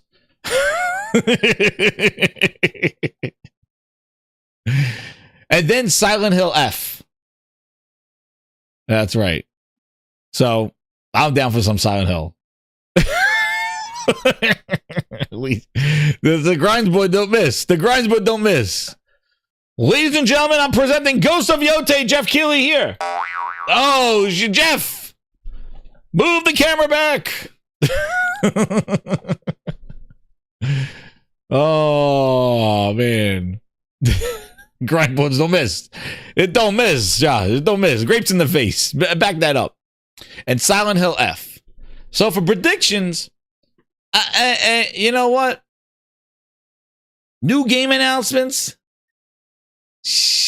If you think about it, Grinders, if you think about new game announcements, they're not going to be coming out in May. If GTA is coming out there, nothing's going to come out by the end of this year as a new game announcement. We'll probably get some release dates. I'm sure Borderlands, I don't see in there. Borderlands 4. They become, it seems that they become sour grapes. Oh, damn. Jeff Keighley, like this. Oh, Josh says Resident Evil demo. Ah. Yo, I want Resident Evil VR. That's what we need. We need the Resident Evil VR day one. That's what we need, Resident Evil. But yo, I'm hyped for Resident Evil, man. If they do a demo, that'll be awesome. That would be awesome. Because I want to play some Resident Evil. That looked incredible. So we'll see. But really, like this list, really, like between Call of Duty, Black Ops, Fallout, like Ninja Gaiden, we saw enough of it. Like that game needs to come out. Like I don't know what they're gonna, unless they announce some sort of new mode for Ninja Gaiden. Like we already saw that in June. Like I don't know why. Like unless they're gonna show something new for Ninja Gaiden, and Microsoft's not good at that. They just kind of keep showing the game again. It's like, oh yeah, there he is again. Like I hope maybe there's co-op or something. I'm looking for something new. Like show me how Ninja Gaiden 4 does more. And hopefully that's what I'm just hoping as a prediction that maybe Ninja Gaiden has something new. I think Black Ops 7 is going to be a snorefest. I told you, after 2 weeks of playing Call of Battlefield and seeing the destruction and seeing the level of detail and playing that game, Black Ops has to deliver, man. Like they need, and I don't think they could show it on a Jeff Keighley show. And I'm sure Microsoft's going to have their own kind of glaze fest where they ask all the questions and talk about the details of Call of Duty. But it's going to be tough. And they're probably going to announce a beta. Maybe announce a beta on that stuff. But I'm trying to think things outside of this show. And new games. I'm trying to think new game predictions, Grinders. Oh, damn, I hit the mic. New game predictions. The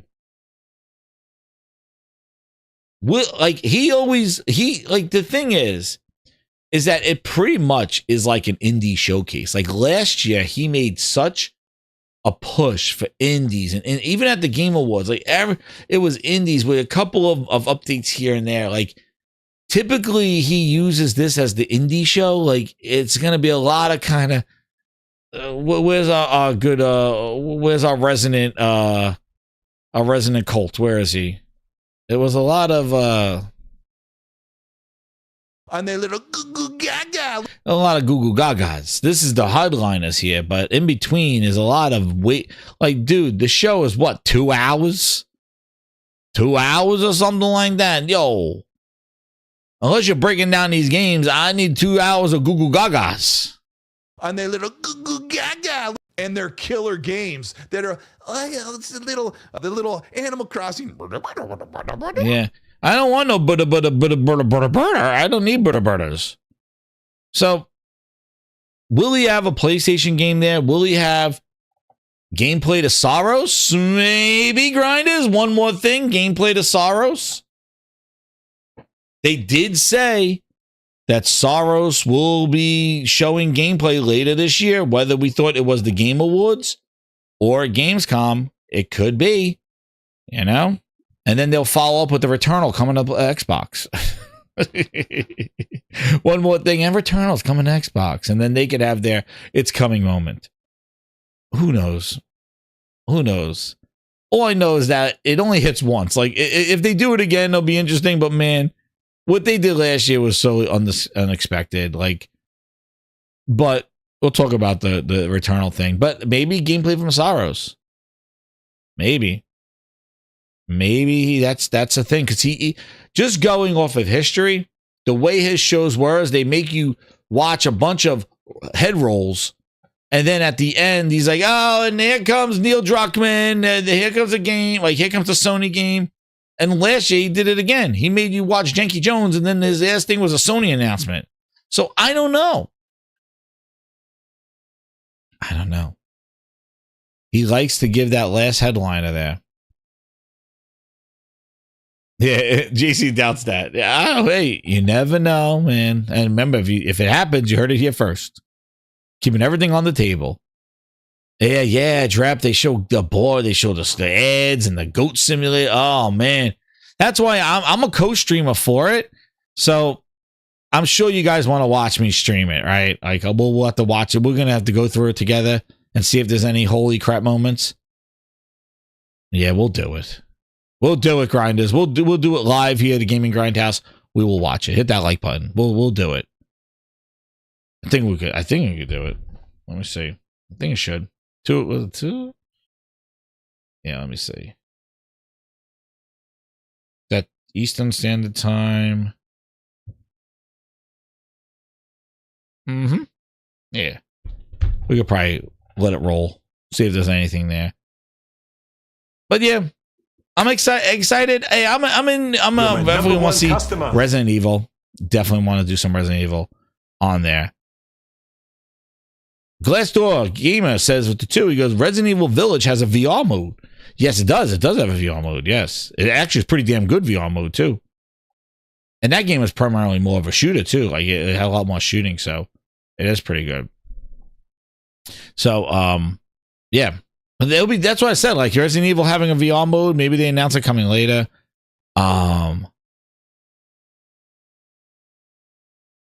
Oh yeah. Well, that announcement. Oh, I'm saying it'd be a Gamescom is one more thing, JC. That's my twist on it.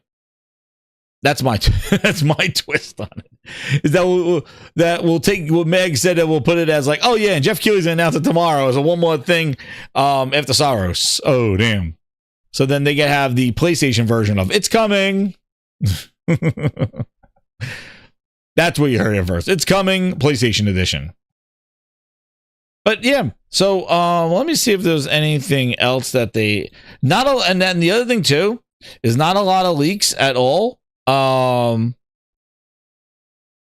a lot of leaks about what will be shown tomorrow. There'll be Fallout Season 2 news. So yes, here he is. Fallout Season 2 news. Well, that's nice. The music performance by Claire Obscura, the incredible music there. So yeah, that's great. He has to throw that music in there. But it's a great game and the music is incredible. So yeah. We got it. But yeah, like so like, you know, will the show we'll bear through it and we'll see. But for prediction wise, I don't know too much that will be there, and it'll be 2:00 Eastern Standard Time. here, and I'll stream it there. And I wonder what more Ghost of Yotei they're gonna show. Maybe, I don't know. They've been trickling out little gameplay elements. We just showed you one on Ghost of Yotei leading up to it, so we'll see. We'll see what they do. I don't know, but we will see. Do I hear myself? Oh, there we go. How many likes do we have? We're at 81 likes. Let's get to 100 likes, grinders, because now we're gonna start cooking. Let me get into the post here, and let's see here. We didn't have a lot of questions. I have one question here that came from Jessup007, J-Shep. Which game will release first? Knights of the Old Republic remake or Fable? Well, I think Fable. In all seriousness, Fable. Knights of the Old Republic remake, dude. Yeah, we know that's been canceled and that's gone. So a funny joke, but that was the question the Gaming Grindhouse had for this week. But not a lot going on there. And then let's see if I had one from the other one. Let me see here. That I didn't address from the last show. Let's see. I've had them in here.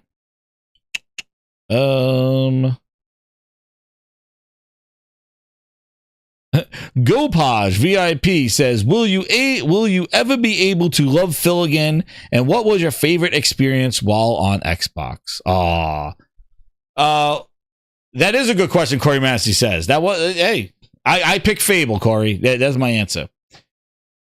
So somebody asks, will I ever love Phil again? And what's your favorite experience while on Xbox? Well, the Phil Ness question, listen. When Phil Spencer first came on the Xbox, he talked a good game. He was getting rid of the Donnie D metric, the business one, and he came down and was talking about, I'm here for the gamer. We're going to bring Xbox back. We're going to bring the games back. And he was the first party studio guy. So we thought he knew how to make games and put the focus on bringing Xbox back to great games and focusing on the brand. Talked a big game. Well, time again, promising things. And again, announcing hardware without launch games. Not fixing the power issue, not addressing the power issues in the sense of, that whole HDR with the Series with the 1S and all that. There was a lot of just trickery and a lot of kind of pacifying the real problems that they didn't have the games ready. And he wasn't doing a good job with the games. And it was shocking because we thought that Phil, coming from first party, coming from Shane Kim, coming from all that stuff, that Phil knew first party studios and knew the games. Oh, there you go, Aaron Brown. No problem, Aaron Brown. Yeah, the Gopaj. So, but yeah, good question. It's just he finessed too much that he has to go. They damaged their brand so much. And what was my favorite experience on Xbox? Listen, it was I had a couple of them, a lot of them actually. One was, a crazy one. We did. I brought my Xbox up to my friend's house. My friend had, I was like, what are we doing? He's like, we're playing Gears.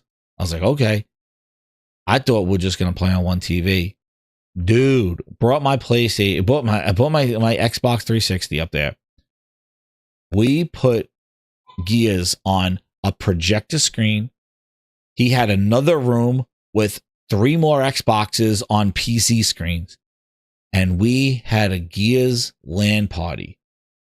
All night, pizza, craziness. He had a bed sheet as the screen.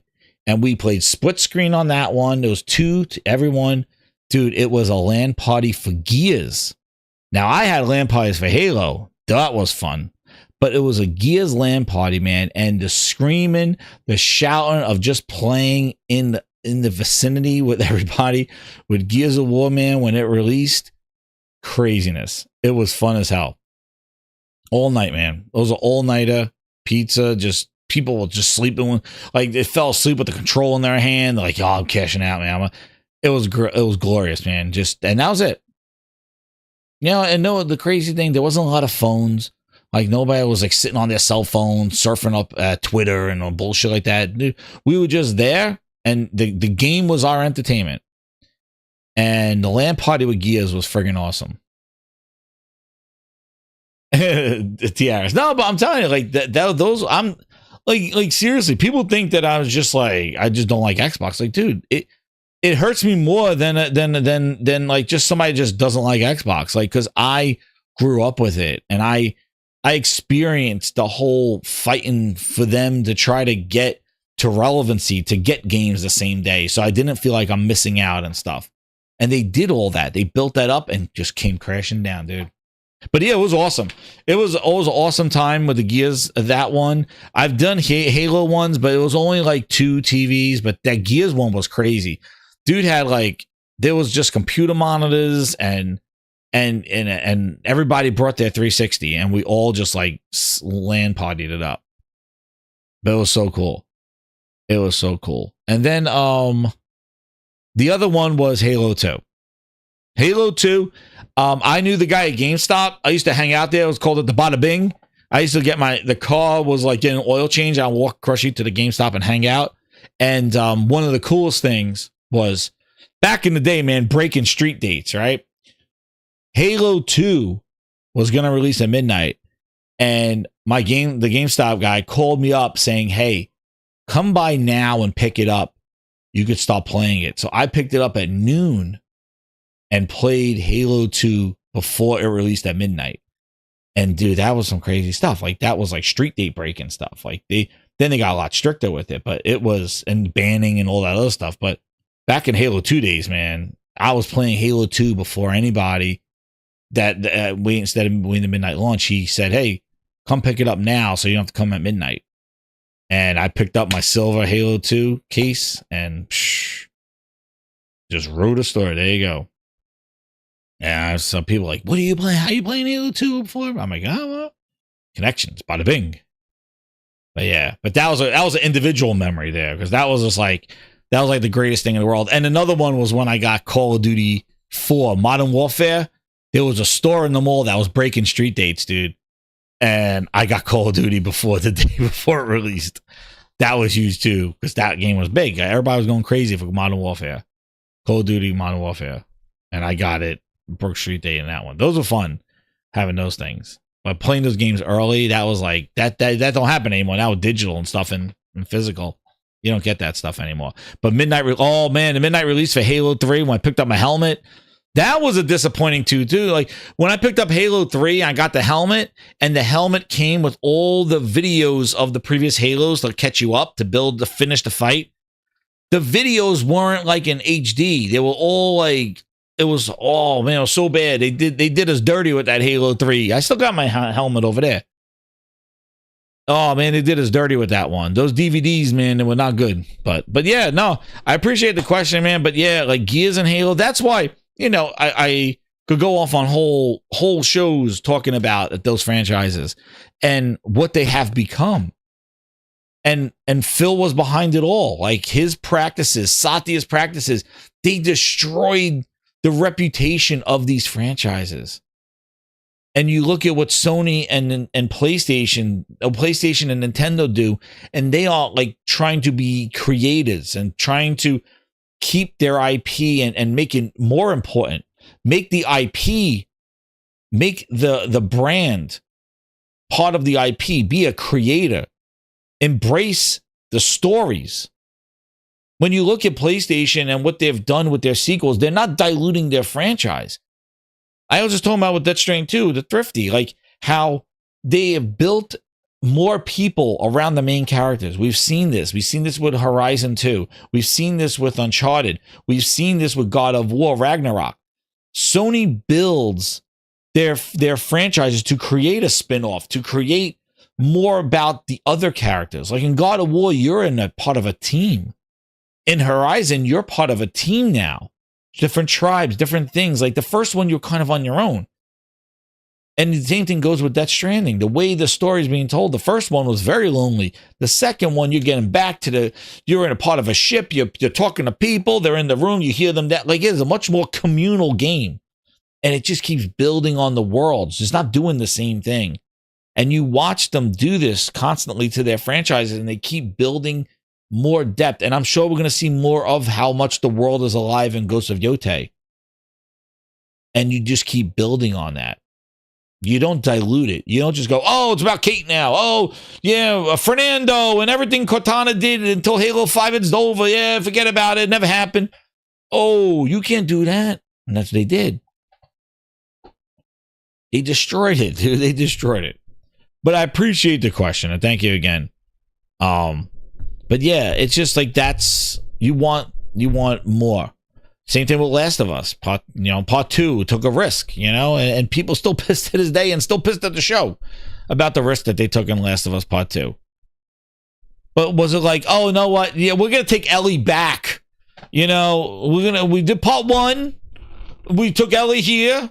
Now we went to Boss. We're gonna take Ellie back now in Part 2. It's like, no, Phil Spencer, that's a bad idea. Yeah, that'd be great. They took Ellie here, and now we just go back with Ellie. Oops, made a mistake.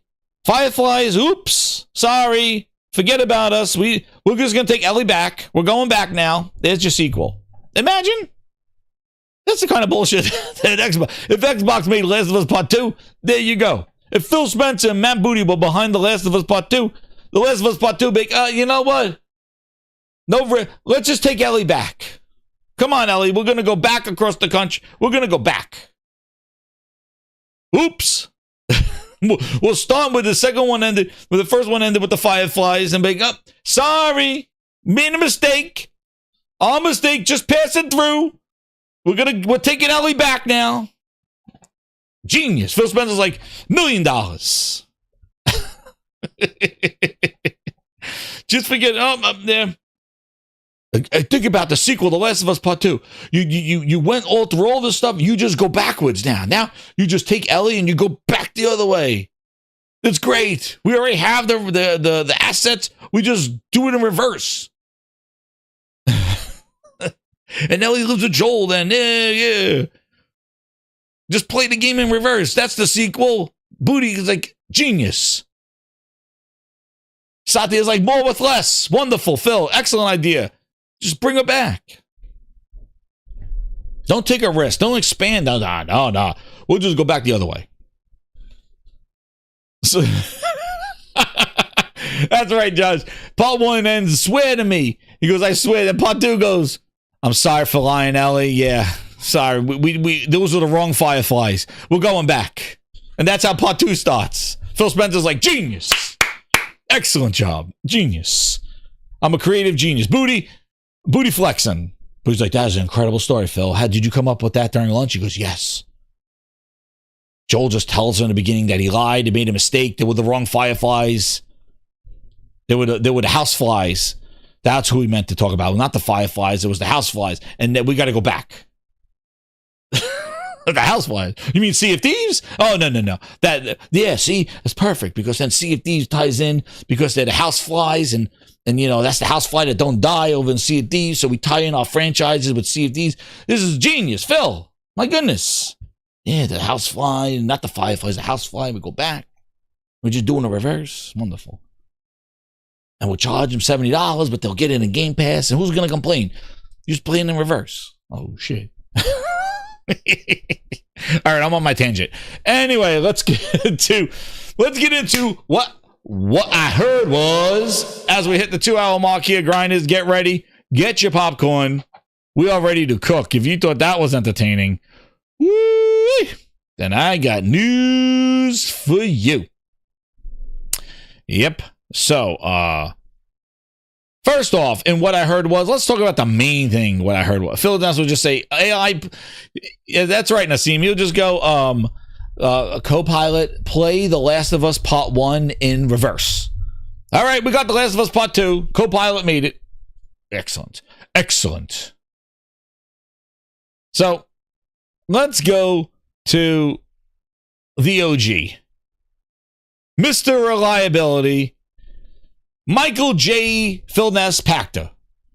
Man, oh man. Listen. Look at that success rate. But don't even look at the success rate. Look at his stars. Dude don't even have a half a star. I don't even think that's is that a quarter of a star? I got to use my grindhouse vision. Yo, Walsh, look at that, dude. Man, Michael Pachter, you don't even have a half a star. Oh, shit on me. I can go directly to blackness. Dude can't even get a half a star. He's almost the last expert that you would want to reach out to. He is like 31,305. The other guy just don't talk.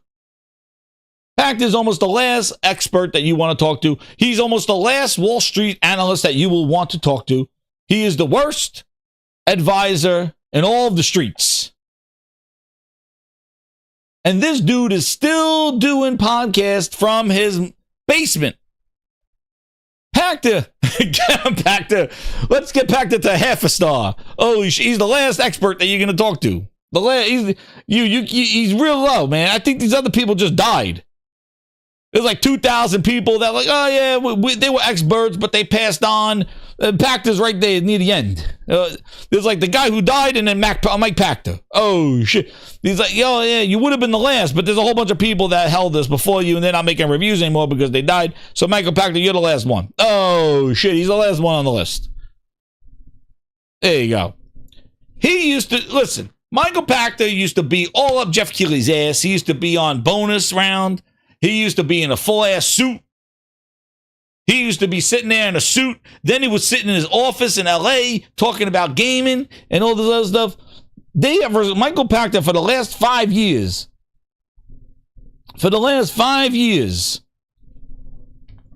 has been doing this in his pajamas, in the basement, talking out his ass.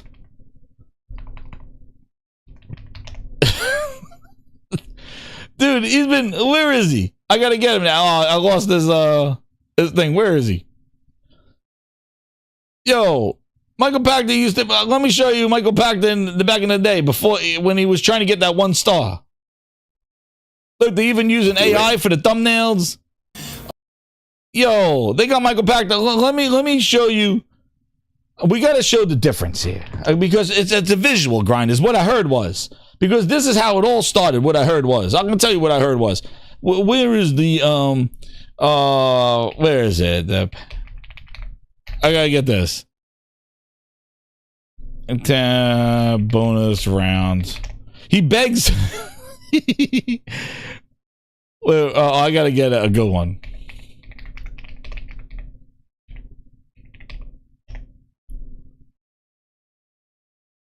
Well, let's get him like let's get him over here. Let's get him 2018.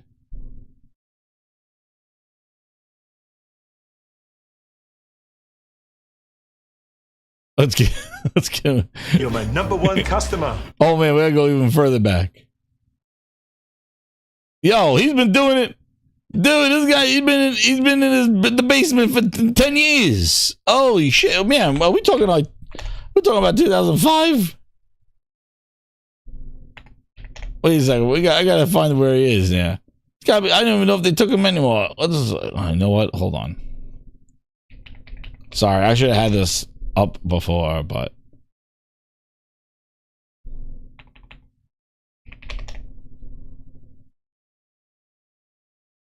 Where is he? Oh yeah, here it is. Yo, where is he? This is what. Yeah, here he is. This is what he used to be. Look, this is what Pachter was in the past. This Friday with PlayStation 4. Wait. I mean, is Sony? Yo, we got to go far back, Mr. Tennis. Sony learned full-ass suit. Huge lessons last cycle, and they didn't repeat their mistakes. One was don't launch a year behind, and the other was don't launch at a higher price point than your competitor. Right. So the biggest surprise for me this year is that Sony priced at $400 and Microsoft priced at $500. Right. This is when Pachter was trying to earn his 1 star. Now, you're like this.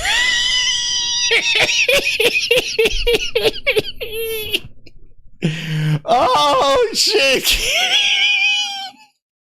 Shane gets paid. Dude, fucking, where's the straight jacket on this? Dude, he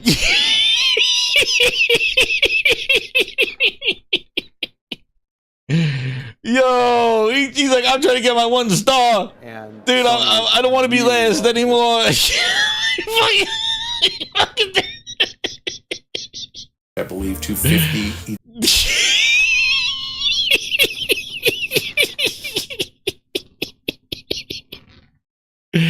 Dude, the guy got him.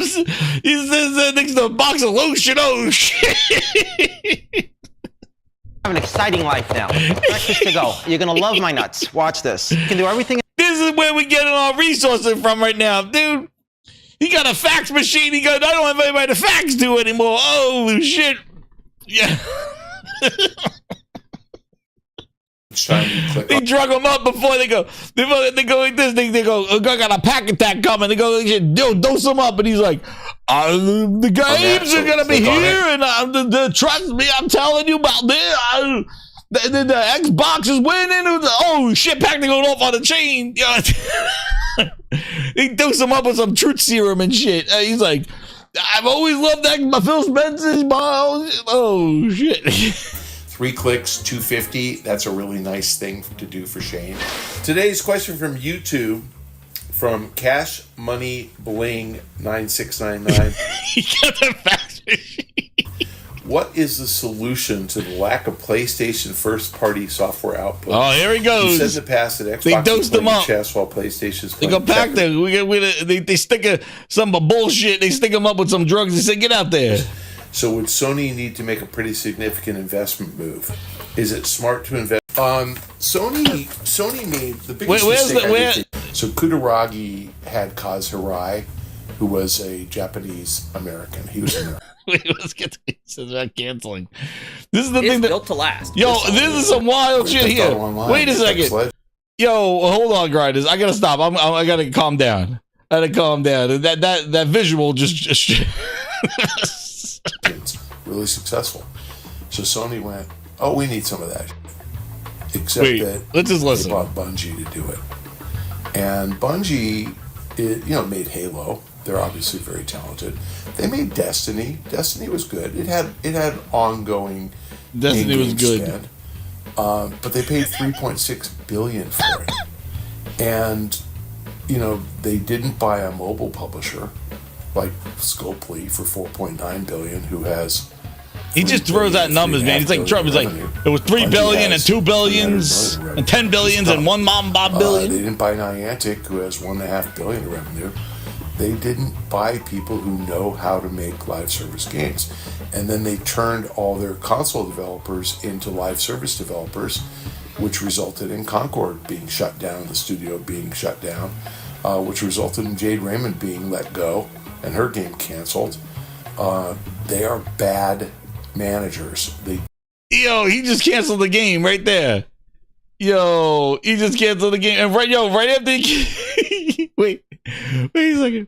Right after, so that's the part where he just said Jade Raymond left and they canceled the game. And it's like, oh shit. Pachter, you done it now. You done it now, man. Yo, he went from, he's like oh, Pachter, you've done it now. He's like, and they got Jade Raymond left, and then they canceled her game too. They're just bad managers. Oh shit, yo, somebody get the facts. Oh shit. Back when he was like, look at her. He's like, I'm trying to get my 1 star. I suck again. I want to get reliable. And he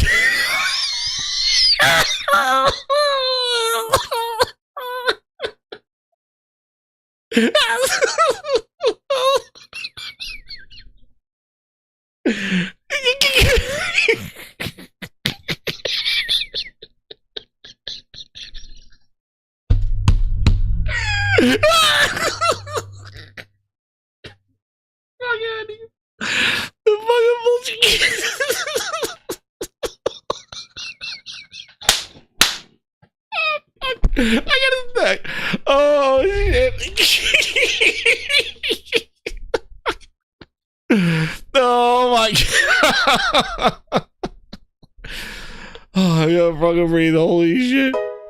Oh my god. I need a break. Washed in console, crushed in cloud and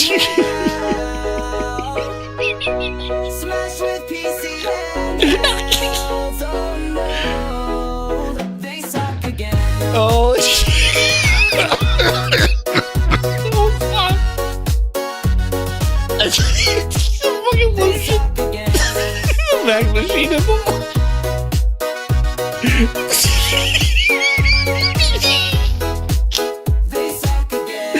holy shit. Oh my god, I can't.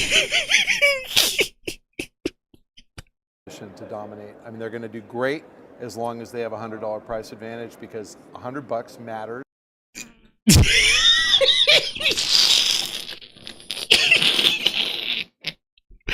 Holy fuck, I got The bass is fucking raw! Shit! Raw! No chicken! It's raw. Oh my god, I'm drinking water now. Raw! Raw, Carol! Hit that like button, grinders. Fucking choking here. Fuck off. And by the way, Hit that 100. it's raw. You guys are fucking killing me with this shit. Oh shit. Oh. Dude, this is to the right. I'll present you pre-Xbox, and then everybody the post-Xbox. Phil Ness, yo, when you just don't know what the hell's going on anymore. What I heard, and this is crazy. Back then, he was in a suit and tie on a panel with developers, and I'm gonna give you my professional opinion. I'm trying to get my 1 star. Dude down in the basement with lotion and a fax machine, and he's like, Jay Raymond fucking DG left, and they fired her, and the game's canceled. They suck it down. Oh shit, yo, this is how we get news. Dude, this is a representation of the fucking news. This is how we get news. Our news now is the thing on the left. That's how we get news now. That's our gaming news sources right there. Fucking lotion and a fax machine. This is where they get their sources from. Ah, what I heard was, these are sources now. Fucking need some new sources. Yo, shit. That's fucking raw. It's fucking raw sources. Shit! Yo, we got the fucking glaze. Hold on, we got the glazes going on.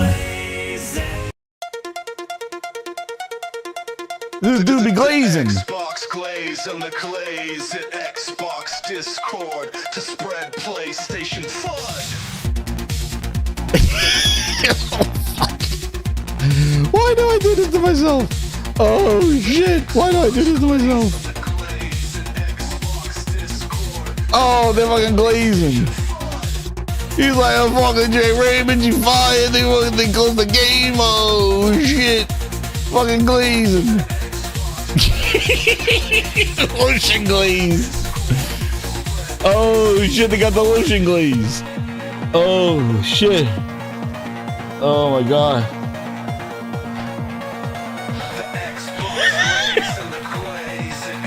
That's me gets chapped ass from telling all the bullshit. Oh man, that's some chapped ass. He's like, console, oh, what, Atari? No, Pachter, not Atari. We're talking about you. Oh shit. The Xbox glaze and the glaze. Can't. Oh shit. Anyway, so this is where the source came from. What I heard was, there it is. What I heard. Oh my god. I can't. I gotta go. Oh god. Dude, we got the fucking vacuum machine and lotion of the. Oh man. So this is the source that told everybody.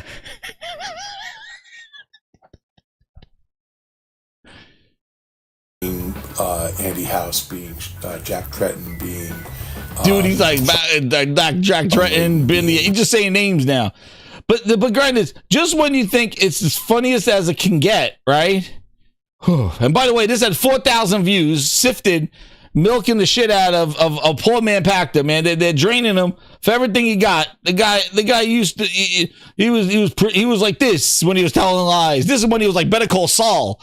He was like Better Call Saul, Better Call Pachter with some bullshit. He'd be talking about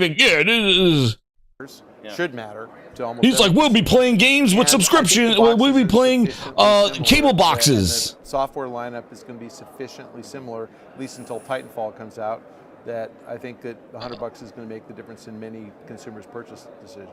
But Jason, let me ask you from Oh man, he was there with Jason. This guy, back in the day, trying to do stuff.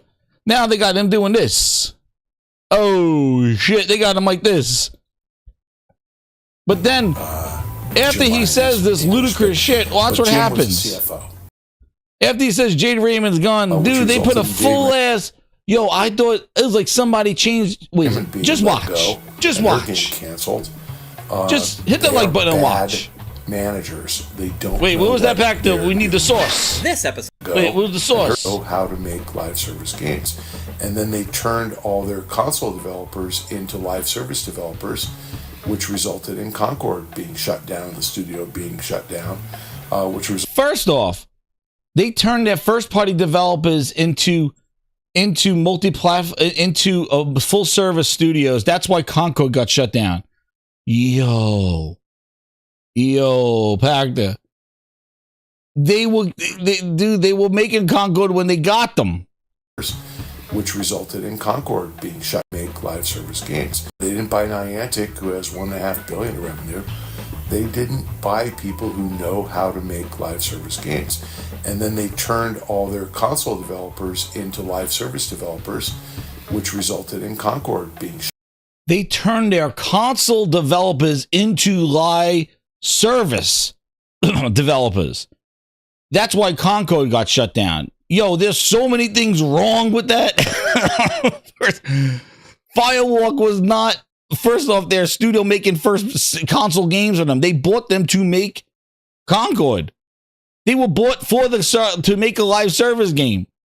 And what is a console developer versus a live service developer? Does live service not make games for console? Yo, dude, he needs chocolate pudding and poker night. Shut down, the studio being shut down, which resulted in Jade Raymond being let go and her game canceled. They are bad managers. They don't know what they're doing. This episode of Pachter Factor is brought to you by DeShazer Ryan Realty. It's time to find out why everyone is buying homes in Montana. What? Right now, Doug DeShazer has a beautiful single-level home with a triple-car garage. What the fuck is this? Who changed the channel? Dude, somebody changed the channel to Home Shopping Network. The best neighborhood in Libby, Montana. This custom 3-bed, 2.5-bath home has a 500-square-foot patio for entertaining. It's built to last with solid wood core doors, Anderson windows, an asphalt driveway, central AC and heat, and a private well to run its sprinkler system. The price was recently reduced, and owner financing is available with 20% down. No matter where you're looking to buy in the U.S., Doug DeShazer is licensed to help. Make him your real estate consultant at 406-291-1643. That's Doug DeShazer at 406-291-1643, or go to LibbyMontanaRealEstate.com. They should do what they're good at. What the fuck was that? Who changed the channel? Who changed the channel? What the fuck was that? What the... They just... Let's go back to the bum in the basement with the lotion and the fax machine. But DeSantis home. What the fuck? The commercial. Sounds like, that's like somebody changed the channel. Somebody sat on the remote. Did somebody sit on the remote and put on fucking Home and Gardens? What the hell is this shit? This is what gamers want. This is what gamers. You know what? While we have this guy over here spout some bullshit about Sony and PlayStation, what are they trying to sell you a fucking house?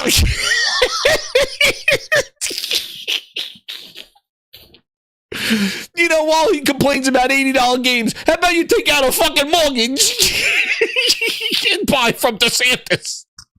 Fuck, just what I was looking for. Oh shit. You know, I came here for Pachter to hear about the PlayStation Studios, but fuck, I'm gonna buy a house now. Oh shit, DeSantis, get on the phone. Who the fuck is DeSantis? What the fuck is DeSantis? Somebody called DeSantis, I'm buying a house. $80 games. Fuck, I'm gonna buy a new house with sprinkler systems. Called DeSantis. Yo, back to this bullshit. Fuck, whoa, I was hearing about Sony Studios, but fuck, you know what? You're right, I'm gonna buy a house. Where do I call?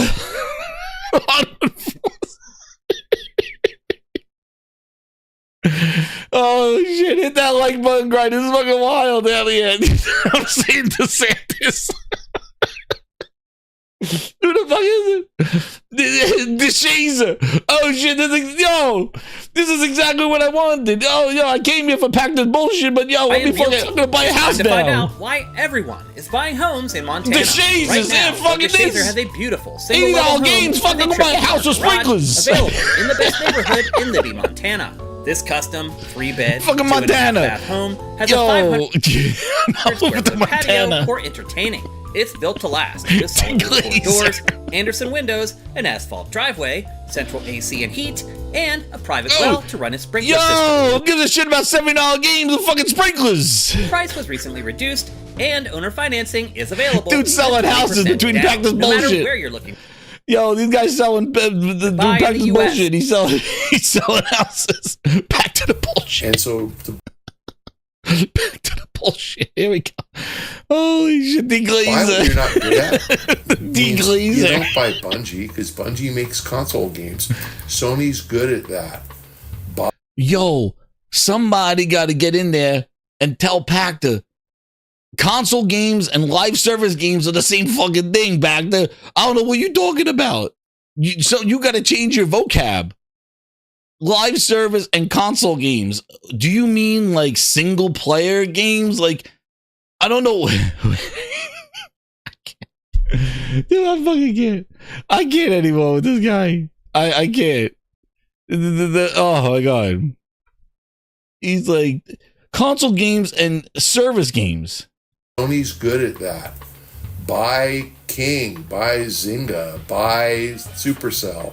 What? You know, by who? What is he talking about? What is he talking about? By who? Oh my goodness. Oh. Hold on. I need to take a breath. Xbox can't compete as they are getting washed in console, crushed in cloud, and now smashed with PC and Oh man. I'm buying a house. Montana, here I come, Montana. DeGlazer, who's DeGlazer? DeGlazer Realtors. Like zoinks. buy Peak Games. Buy somebody who knows how to make live service free-to-play games. So that's where it all came from. He just went off his Keezer. He just went off the deep end over there. But so it turns out, oh my god, I gotta hold on. I missed all my stuff here. Here we go. Hit that like button. My god. Dude, I lost it. Dude, the side-by-side was just too much for me. I did it to myself. Grinders. That's why you come here to Gaming Grindhouse. We have a blast. My god. So that's what he said, that they canceled her game and they canceled the game. So then everybody goes running around with the whole thing that now Jade Raymond, Fairgames, which by the way, who knows? She's gone, but the game, apparently it was not true. Pachter said, he said he misspoke. He told Dusty Bin asking the hard questions. Dusty Bin had to get in there. To go back and look at. He had to make sure he sent Pachter some cookies with the lotion and the fax machine. He faxed over his order, and he said he told Pachter that he misspoke. I said Jade was let go, and I assumed it was canceled. I have to info on the game at all. Feel free to quote this. I truly don't know. Dude, people can't type or write either. My goodness. But let's go to... Get there, Dusty Bin. Me directly. Get in there, Dusty Bin. Yeah, so look, long story short, everybody was saying that Fairgames... This is why he left his dream job. Get out and pack his ass. Cancellation if Michael Pachter is to be believed. Get him, Dusty Bin. During his show, Pachter Factor, he basically said that, you know, Jade Raymond was laid off. We heard you. Not know if so what'd you do? Was canceled. I misspoke, said Jade was let go, and assumed it was canceled. I have no info on the game at all. Feel free to quote this. I truly don't know Michael Pachter. So now those are the truest words I've ever seen. I truly don't know Michael Pachter. This I truly don't. That is facts right there. That is facts. I truly don't know Michael Pachter. That's what he should do with all with all of his endings. I truly don't know Michael Pachter. That sounds about right. But Dusty Bin was on it, man. He's like, "Oh, fair games. I got to make sure. I got to get the facts." Phil Spencer could lie right to my face. But Pachter, I got to get the truth out of Pachter. Like I'd have to go don't back. Know and Michael Pachter. So I've seen a lot of people running with this story, and that's the long and the short of it. Oh my God! Look at Dusty Bin's pro over there. You got all his pros back there. Now, Fairgames, if you haven't been following, has been sort of in a tumultuous state as of late. There's been a lot of stuff going on with PlayStation and canceling their live service games, but this is one that, as far as we know, is still on the docket. They've talked about it in their recent earnings calls. And as far as we know, it actually is still... Actually, they didn't. They were talking about Marathon. They didn't talk about Fair Games in their fireside chat here. Still on the docket. Michael Pachter, again, misspoke. So don't go freaking out if you think this one is done and dusted. He confirmed that to me. Now... Man, I tell you, thank you, man. Without Dusty Bin, I'm so happy Dusty Bin fact checking everybody. Man, I'm so happy. Thank you, Dusty Bin. We need real ones out here in these streets. We need the real ones in these streets, Dusty Bin. We need the facts. No lies.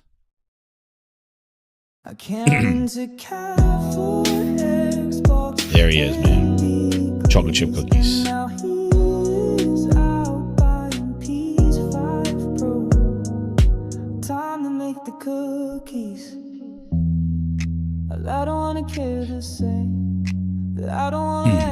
We need him fact checking. Left his dream job, everybody. Pack it up, console warriors. It's time to retire. As Helldivers is coming to PlayStation. It's going to Xbox. He says, pack it up, console warriors. Dusty Bin. Oh man, Dusty Bin, not like this. But he says he's a fanboy. He said it himself. Nobody called him it. He said, I've been on an Xbox podcast for 10 years. Time to make those cookies. Of course I'm an Xbox fanboy. So who is he to tell console warriors to wrap it up? Because Helldivers 2 has buy on Xbox button on their website.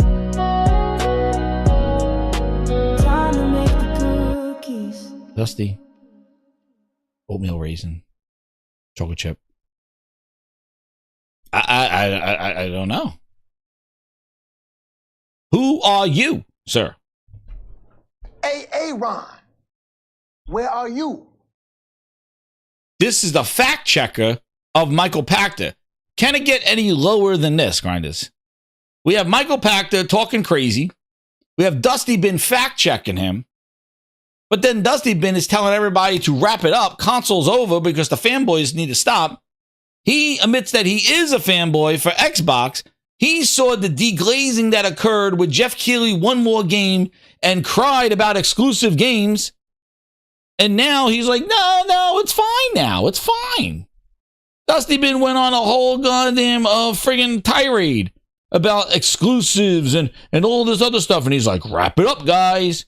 Dusty Bin, No. We're not going to let you get far because to get ahead. What I heard was Michael Pachter. I got to correct him, but I'm spewing bullshit myself. This is the craziness that's the internet right now. It is absolutely insane. The chaos that is going on here. We got liars checking liars. And you want to know the saddest part about all this, grinders? You know what the saddest part about all this stuff is that neither of them even care. That's the essence to all this. That's why I misspoke. Do you even give? You don't care.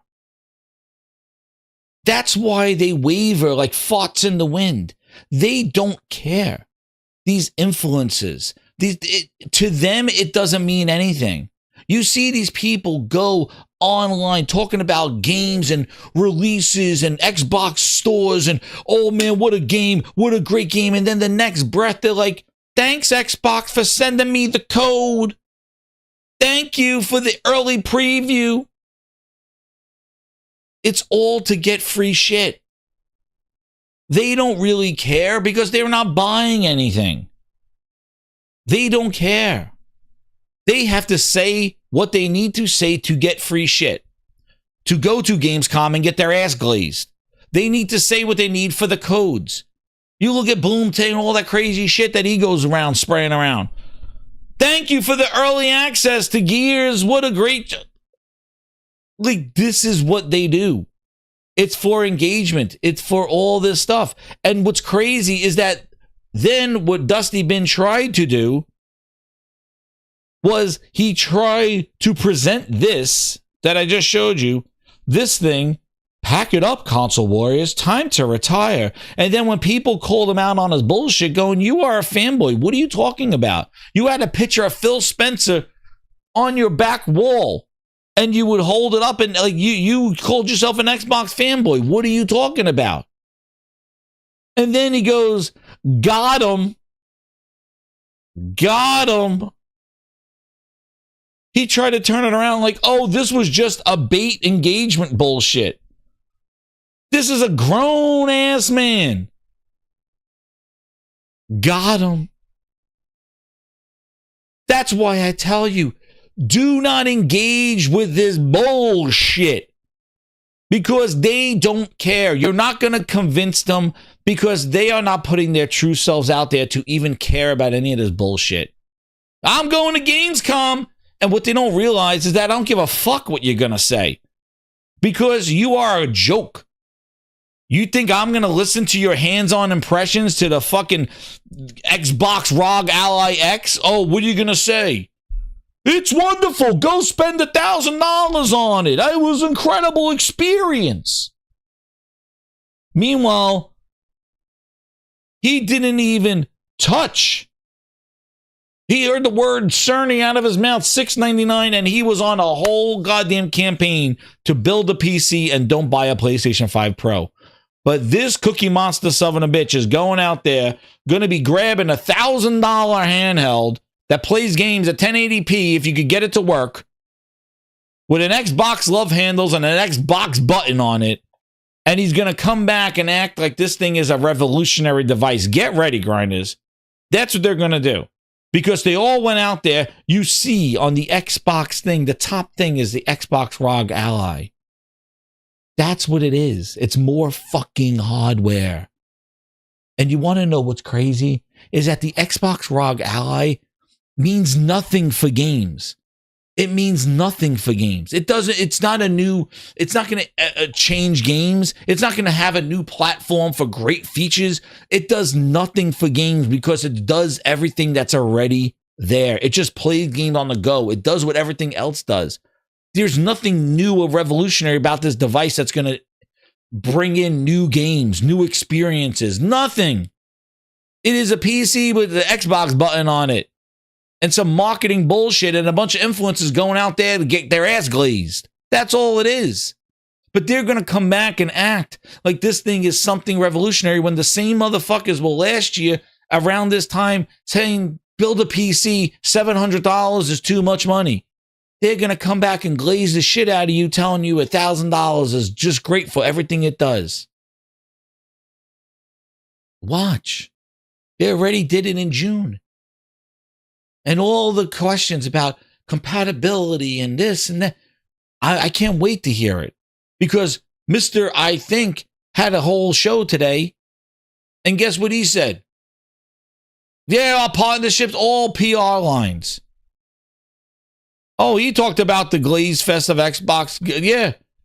You want to see Mr. I Think. He shows up again. You know, he only shows up at these events, right?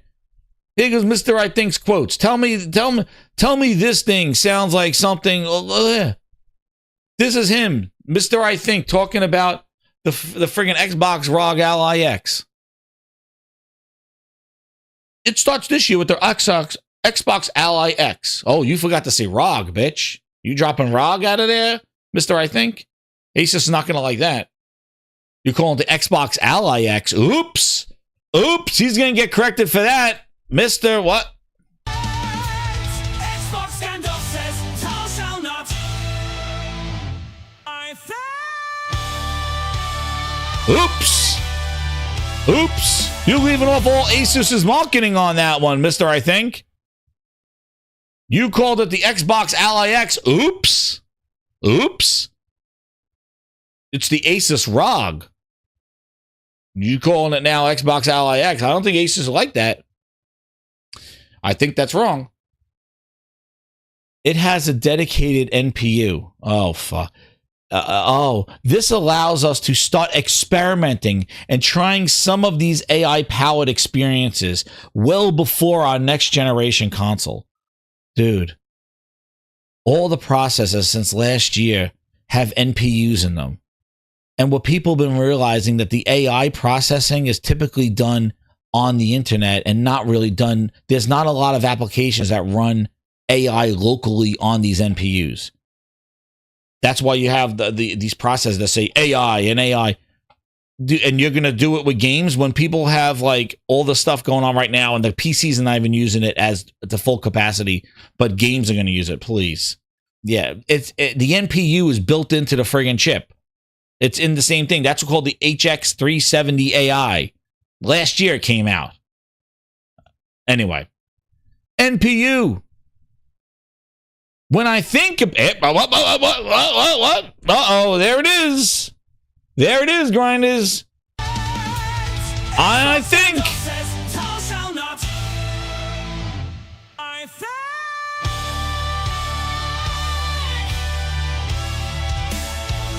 Yo, that's why you come to the Gaming Grindhouse. Hit that like button. Exactly. When I think about, oh shit, here we go. When I think about it, it's like a reminder. When I think, shh. Yep, there it is. When I think. And what he's going to try to do now is groom and glaze the ass of Xbox fans, trying to sell them a PC.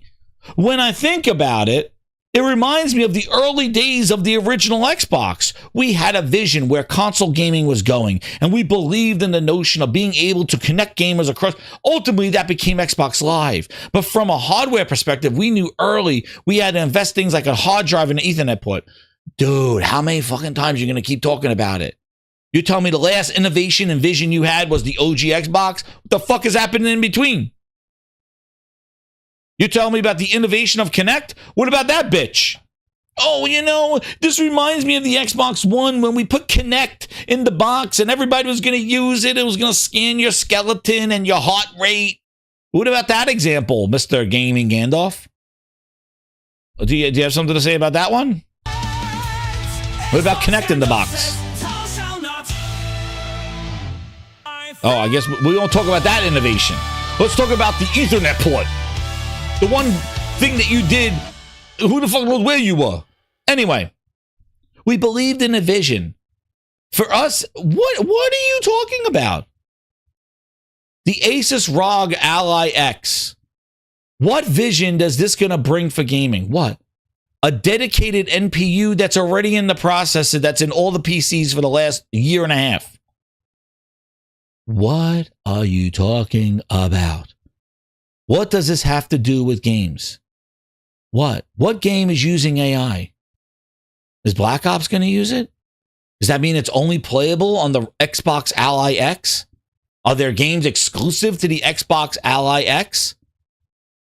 You're saying that you could try some of these AI-powered experiences. So do those experiences don't work on the Xbox console? Where that box is in the name of our See, brand. where are these questions? Oh, they won't ask these questions because he was getting interviewed by his own fucking employees. Key differences between the Xbox Ally and the Xbox Ally X. Tell him, Gaming Gandalf. Sure. So the Xbox Ally is really designed. Oh, wait a second. Before he talks about this, he did this shit before with the Xbox Series S and the X, explaining what they are. Remember? Oh, it's just going to be a low resolution Series S. That's all it's going to be. He did the same shit. They got him doing it again. Dude. And these idiots sit here and they eat this shit up again. Yo, they are doing the same goddamn shit to you. There he goes again. For 720p gaming on the go. Oh, so it uses he's running out of resolutions. Oh, shit, Gaming Gandalf. Question. Key differences between the Xbox Ally and the Xbox Ally X. Sure. So the Xbox Ally is really designed for 720p gaming on the go.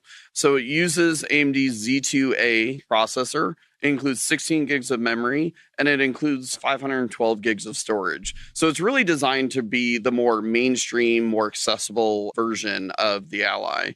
Whereas it doesn't have adaptive triggers. It has an old-ass processor on it and 720p on the go.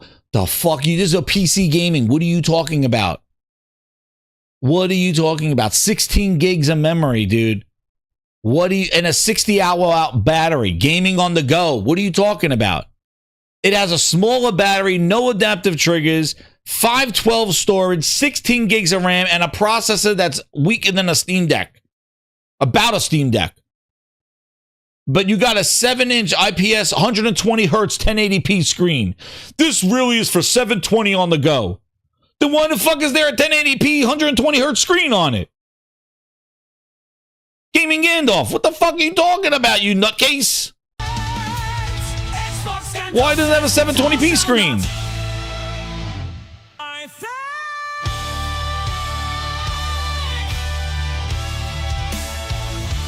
We're selling a 7-inch 1080p 120 hertz screen, but that's really for 720p on the go. Why does it have a 1080p screen and 120 hertz? And a 60 watt hour battery?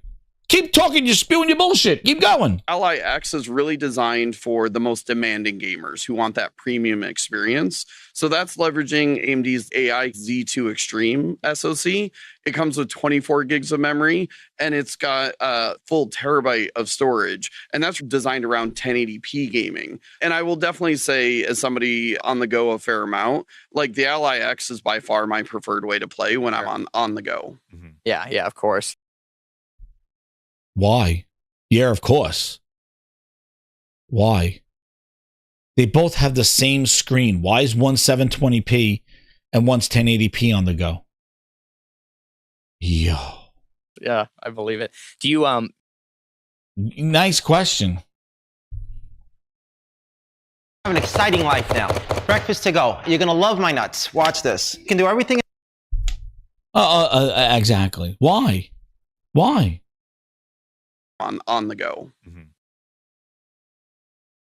Designed around 1080p gaming. And I will definitely say, as somebody on the go a fair amount, like the Ally X is by far my preferred way to play when I'm on the go. Mm-hmm. Yeah, of course. Yeah. Demanding gamers. Is really designed for 720p gaming on the go. So it uses AMD's Z2A processor, including more accessible version of the Ally. We're AMD's AI Z2 Extreme SoC. It comes with 24 gigs of memory, and it's got a full terabyte of storage. And that's designed around 1080p gaming. We're gonna probably and I will find out. definitely say, as somebody on the go a fair amount, like the Ally X is by far my preferred way to play when I'm on By far. the go. Mm-hmm. And be far in price too. Yeah, of course. Yeah, I believe it. Do you want to talk about what games you're playing on there that are quite demanding? So it's been really interesting. So we've been playing literally thousands of games on the devices. Not me personally. I have not played thousands of games on the device, but everything from a Blatro to Tony Hawk Pro Skater, all the way to things like Expedition 33 or Doom the Dark Ages or Indiana Jones are great examples. Yeah. So it doesn't matter what kind of games you play. This is going to be the home for all of your games. And as Jason said, even some games, they can be streamed from the cloud as well, because it's just really about allowing me to play the games that I want wherever I may be. Yeah, yeah. Oh, so wouldn't that mean that the white version would probably be like a streaming one, right?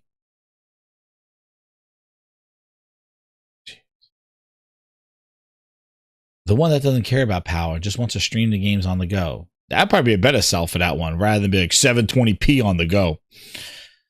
And remote play as well. I know we keep talking about cloud, but remote play a piece of the puzzle as well. Absolutely. Oh, here we go. Remote play. Oh, yo, it returns.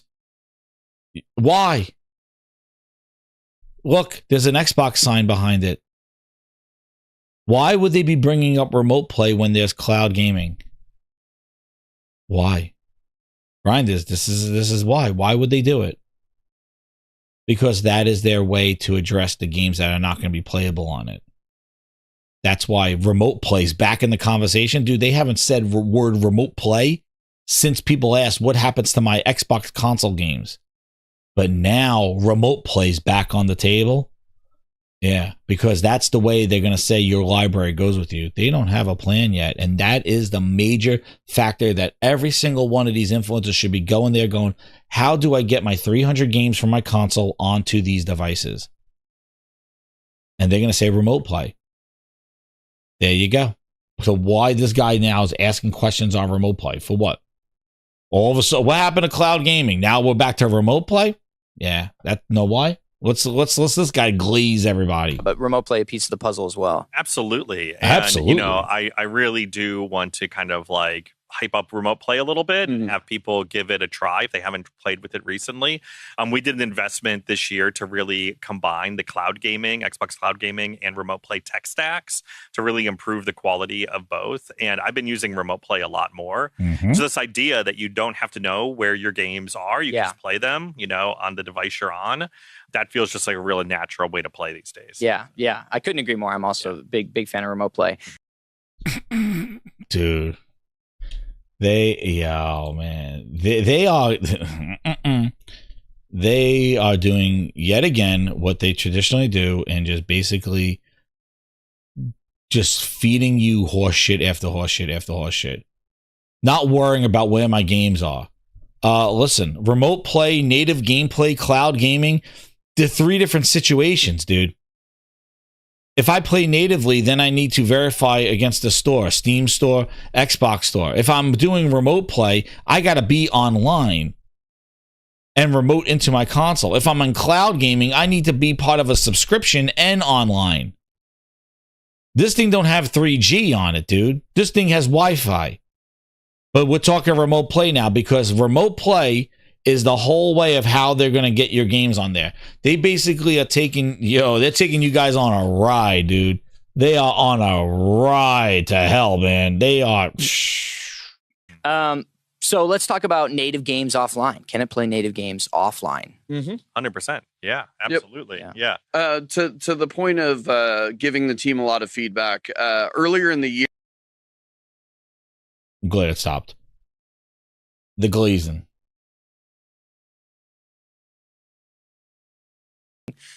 Let's talk about the key differences. 720p gaming on the go, please. That's going to come and bite him in the ass. That's a weak ass chip on that thing. That ROG Ally is a friggin' joke. NPUs.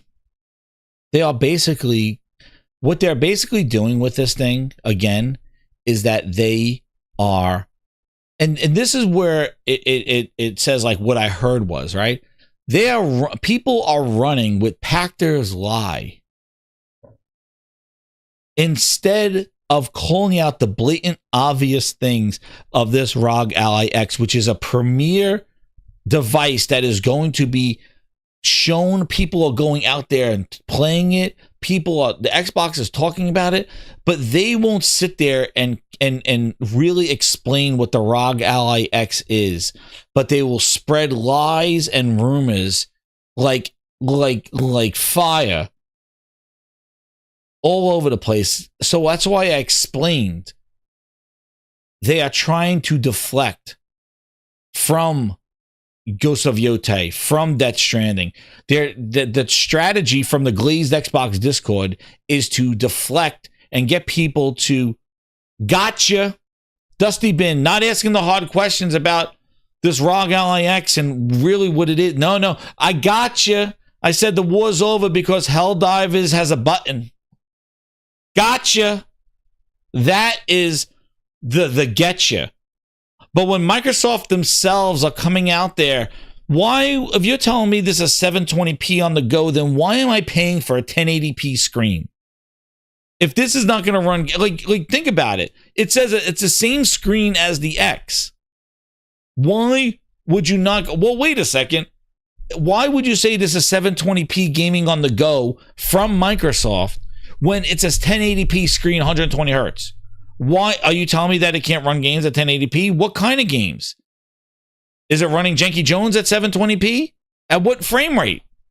You told me it's 720 on the go. Well, 720 30 frames? 720 60 frames? What is it? It's 720p on the go. Well, what's 720p 60? Where is that, Glaze? Like, where is that?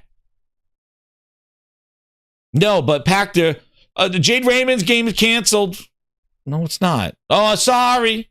After it just goes through the whole rigmarole. Sorry. Oh, and then here's another one. Yeah. This is what goes there. That's why I said these people don't care. What I heard was, hey, you go. Whoa. They're from the Xbox Discord room. There you go. Look. There you go. Eat it up. Eat it up. This is what, but 720p gaming, right? What happened to 4K? Oh shit. 720p on the go. Uh-oh. This is what goes around the piece of shit internet. This. That what goes around. But Xbox themselves trying to sell $1,000 product. Nah, we're not going to talk about that. See, Dusty Bin? It's the hard questions. Got him.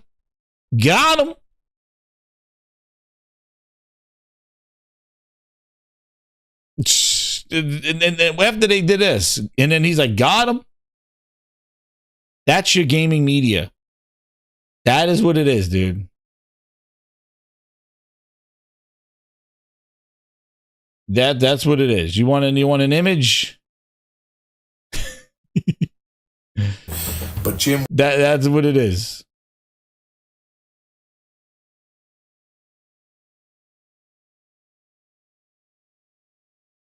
This is a perfect representation of, there you go. This is what I heard was. What I heard was, but they're glazing talking about what that is. Bootleggers and bloggers, exactly.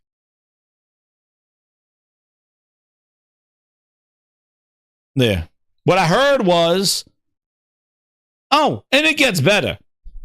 It gets better. Hit that like button.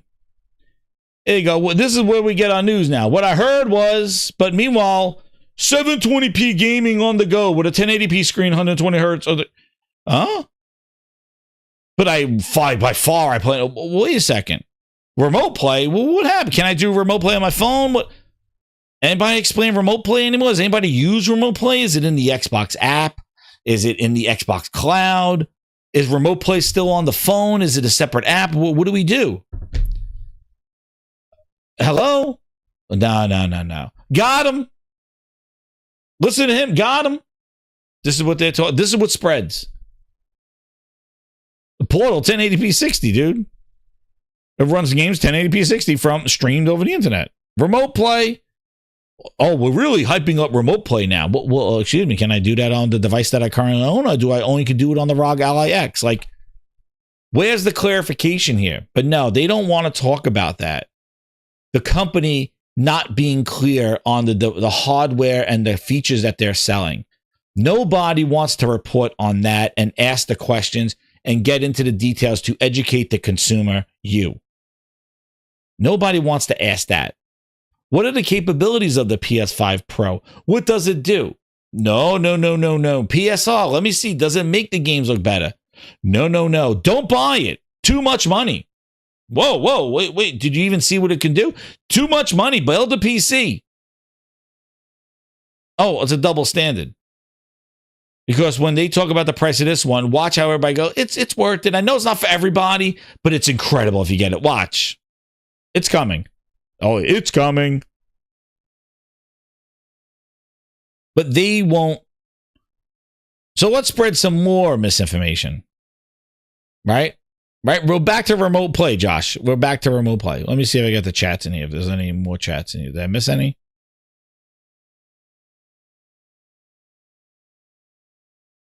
The game night with the 5. You have to wonder why people keep inviting him back to podcasts. He's been saying it the last generation console for forever. That's right, game night. Pachter's been saying that iPads were going to take over. He was saying that iPads are going to take over. Like, nobody's going to be playing on consoles. Everybody will be playing on iPads. Dude, he wanted the consoles to get subscriptions with Comcast. He's like, oh, it's going to come in your cable bill. Like, he's been on the Google Gaga end. He's been on the crazy end. Yeah, I'm the worst. I'm an idiot. I don't know what I'm talking about. Yeah, I'm the worst. I'm an idiot. I don't know what I'm talking about. Yeah, I'm the worst. I'm an idiot. I don't know what I'm talking about. Yeah, I'm the worst. I'm an idiot. I don't know what I'm talking about. Yeah, I'm the worst. I'm an idiot. I don't know what I'm talking about. Yeah, I'm the worst. I'm an idiot. I don't know what I'm talking about. Yeah, I'm the worst. I'm an idiot. I don't know what I'm talking about. Yeah, I'm the worst. I'm an idiot. I don't know what I'm talking about. Yeah, I'm the worst. I'm an idiot. I don't know what I'm talking about. Yeah, I'm the worst. I'm an idiot. I don't know what I'm talking about. Yeah, I'm the worst. I'm an idiot. I don't know what I'm talking about. Yeah, I'm the worst. I'm an idiot. I don't know what I'm talking about. Yeah, I'm the worst. I'm an idiot. I don't know what I'm talking about. Yeah, I'm the worst. I'm an idiot. I don't know what I'm talking about. Yeah, I'm the worst. I'm an idiot. I don't know what I'm talking about. Yeah, I'm the worst. I'm an idiot. I don't know what I'm talking about. Yeah, I'm the worst. I'm an idiot. I don't know what I'm talking about. Yeah, I'm the worst. I'm an idiot. I don't know what I'm talking about. I don't want to make you. Too much fun. But wait, now we had more glazing going on. What I told you, Grind, is get the popcorn. We have this all through the internet today. Corey Balrog, Santa Monica's working on a new IP described as technically ambitious. Corey Balrog. Where is it?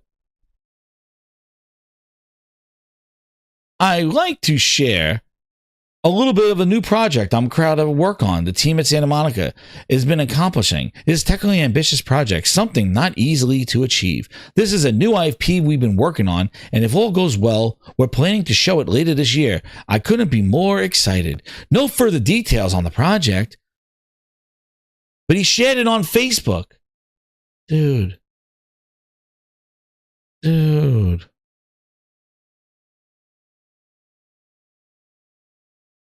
It's a fake post from a fake Corey Balrog account on YouTube, on Facebook. It's fake. It's been debunked. And you got these places, PlayStation Universe. Nobody even checked. Like, what are they doing? They're reporting on fake accounts now. They just want to be first. They just want to be first with fake ass news to get a reaction and clicks. Reporting on a fake Facebook account. What I heard was Corey Balrog went to Facebook to tell them about an ambitious game that he's working on. And they go report on it. And it's fake. What are we doing here? It's insane.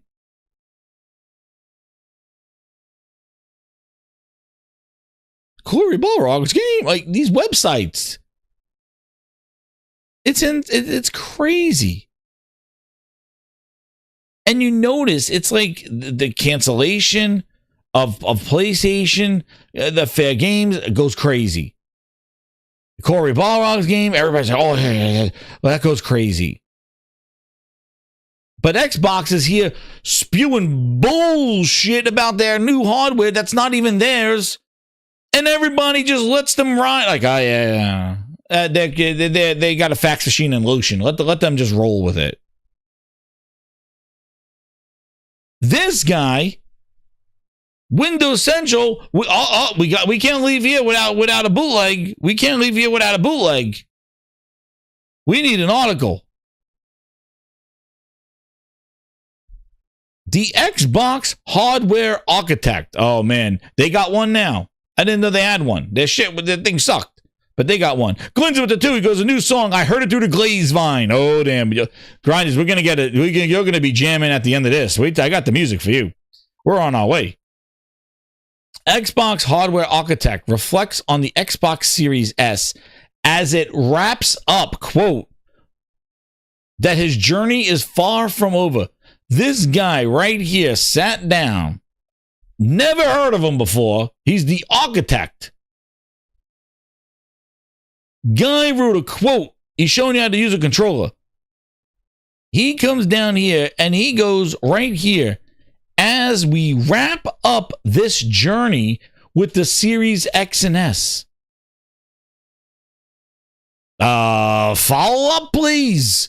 Oh, but no, they're just reporting on a self-contained interview. Again, Microsoft interviewing themselves. As we wrap up this journey, we'll wrap it up. Is there a new console announced? You're telling me that the Series X and S, that's it? They've done everything they've done. We've wrapped up this journey. As we wrap up this journey, nobody wants to further question that.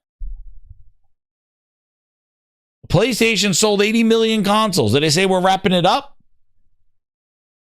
This is from Microsoft architect himself. Mark Cerny, did he come back and say, I'm wrapping up the PS5? He just announced the PS5 Pro. This guy, the architect of Xbox. Look at him. He's like, this is a controller. I never heard of him before. He's the partner head of design and Xbox devices. He's there for 30 years. Why are we hearing about him now? Oh, fuck it. Dude's been there for 30 years. I haven't seen him once. Dude's been there for 30 years. He crushed 30 years at Microsoft. Microsoft's X generation is coming to a close. Said who? Said who? Bootleg. Excuse me, bootleg. Microsoft's Xbox Series X and S generation is coming to a close. One of its principal architects. Who? Bootleg. Who this?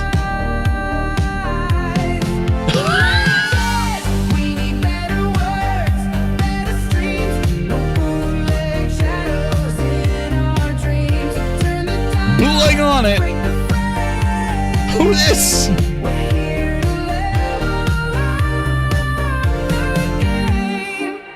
Dude's been there for 30 years. I haven't seen him once. He's the hardware legend at Microsoft, working on various initiatives since 1995.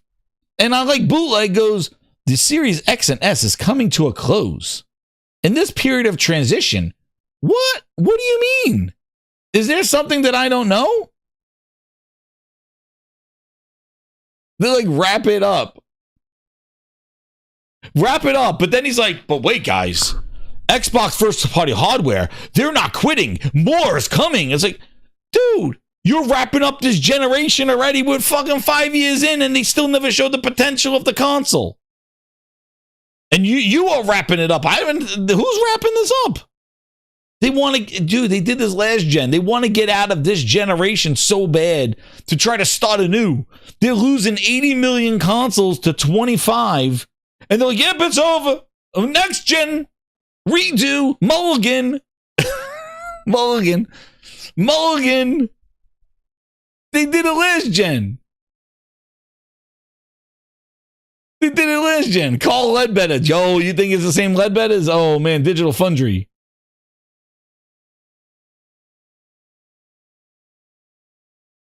This guy. As we wrap up this journey, so Microsoft themselves, their hardware architect, he just said, we're wrapping this shit up. He just said, so he just confirmed that this generation, don't buy an Xbox. They're wrapping this up. But no. Nobody wants to talk about it. As we wrap up this journey, Bootleg says it in the article, we're wrapping it up. He says, when we built the Series X, the mission was clear. Build a console that develops unprecedented power while seamlessly integrating into the modern living room. The design was inspired by the machine itself, an engineered marvel of thermal cooling and efficacy and efficiency, and that naturally led to the console's iconic vertical tower form. It's not just a gaming device. It's a statement piece, sleek and monolithic and long and black. I can go directly to blackness. Designed to quietly command presence without shouting for attention. Yo, is that a fucking classifieds ad? Are you trying to get picked up somewhere? What are you trying to Cerny Ness us? This thing is a trash can in a box that has Phil Spencer taking out trees and bushes and shit missing, and with not 30 frames at launch with Hellblade 2. And you are talking about this thing like it's sleek, long, and a statement piece. Yo, this thing's a fucking joke. The X has not been utilized at all. What are you talking about, Mr. Architect? What is this? They don't even use it, Drep said. Exactly. They don't even use it. Ledbetter emphasized that the Xbox Series X was designed. Dude, we're done with it. You just said we're wrapping this up. Why are you trying to resell the Series X and talking about what it would have been? Listen, grinders, this is some wild shit. That's why I said the stuff you're seeing on X with all the lies and bullshit, people are glazing over this stuff and nobody's reading it. This is from the horse's mouth. This is not from Mr. Looney Tune. This is not from Looney Tune Bin. This is not from the Dusty Bin Cookie Monster glazing. This is from Xbox's architect, who we haven't seen in his 30 years here, but he's talking about the X like it's going to be something that's it's coming, but it's over. What's up, Byron? Thank you. Like, this is nobody talking about this. Nobody. This is from Microsoft themselves talking about 720p on the go with a handheld. It's not even theirs. The architect telling you that we're wrapping this generation up, and then talking about the Xbox Series X was designed to balance boldness and subtly allowing the device to stand out as a centerpiece, as well as sit comfortably in a more minimalistic setup. The Xbox Series S took a different approach, Ledbetter said, prioritizing efficacy and compactness. Now he's going to glaze the booster. Its compact design rethinks what I think next gen can be. Yo, are these quotes from 2019? This guy talking about this thing's about to come out next month. Lightweight, accessible, and uncompromising.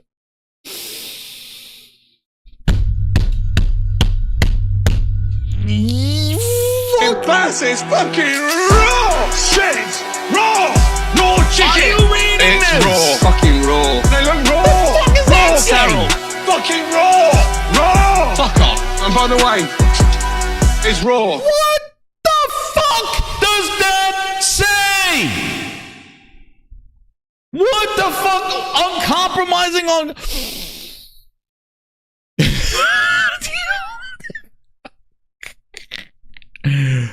What? Yo, I'm fucking sitting here with a fucking Mike Pachter. I'm like this, like Mike Pachter. Oh shit, I'm like this. I'm like, oh, the fucking Mike Pachter face. Uncompromising on performance with the Series S. Holy shit! Fucking Phil, get in here with the flute. I don't know what to say anymore.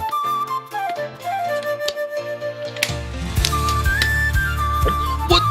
Yo! Do you hear the bull? He plays the flute of Phil. Every turn he makes, the melody's a thrill. The Series S is uncompromising on performance. Dragging us along through skies of PlayStation. Holy shit. They're skipping performance modes on the thing. Yo, what the fuck? This guy, did they keep him locked in the basement for 30 years? This guy come out and see what has happened to his device? I think they just kept this guy in the basement, like making processes or some shit.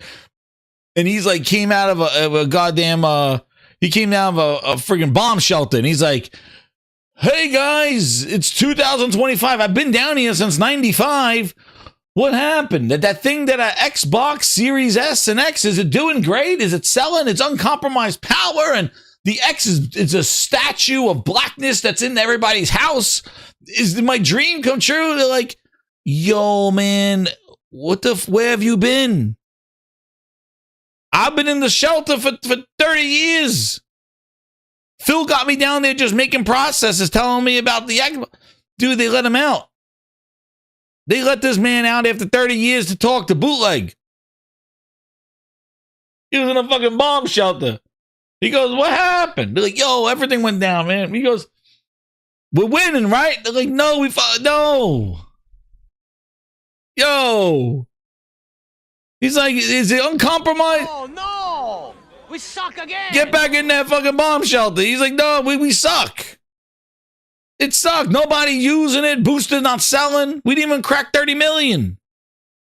We're talking about PCs now. He goes, what? I've been in this bunker for 20 years, for 30 years. You told me that Booster was going to be uncompromised. It was just going to be lower resolution. That's what Gaming Gandalf told me. Oh, I'm been bullshitting you. He's a real life Vault dweller. Crooked Vulture says, yo, he came out Fallout 76 shelter. He came out, he saw the light. He goes, what the lights in his eyes? He came out, he goes, we're winning, right? Uncompromised pixels, I heard. I was like, oh shit, man. Shit went down while you were in that shelter. You in that fucking Fallout 76. You've been in it's not good.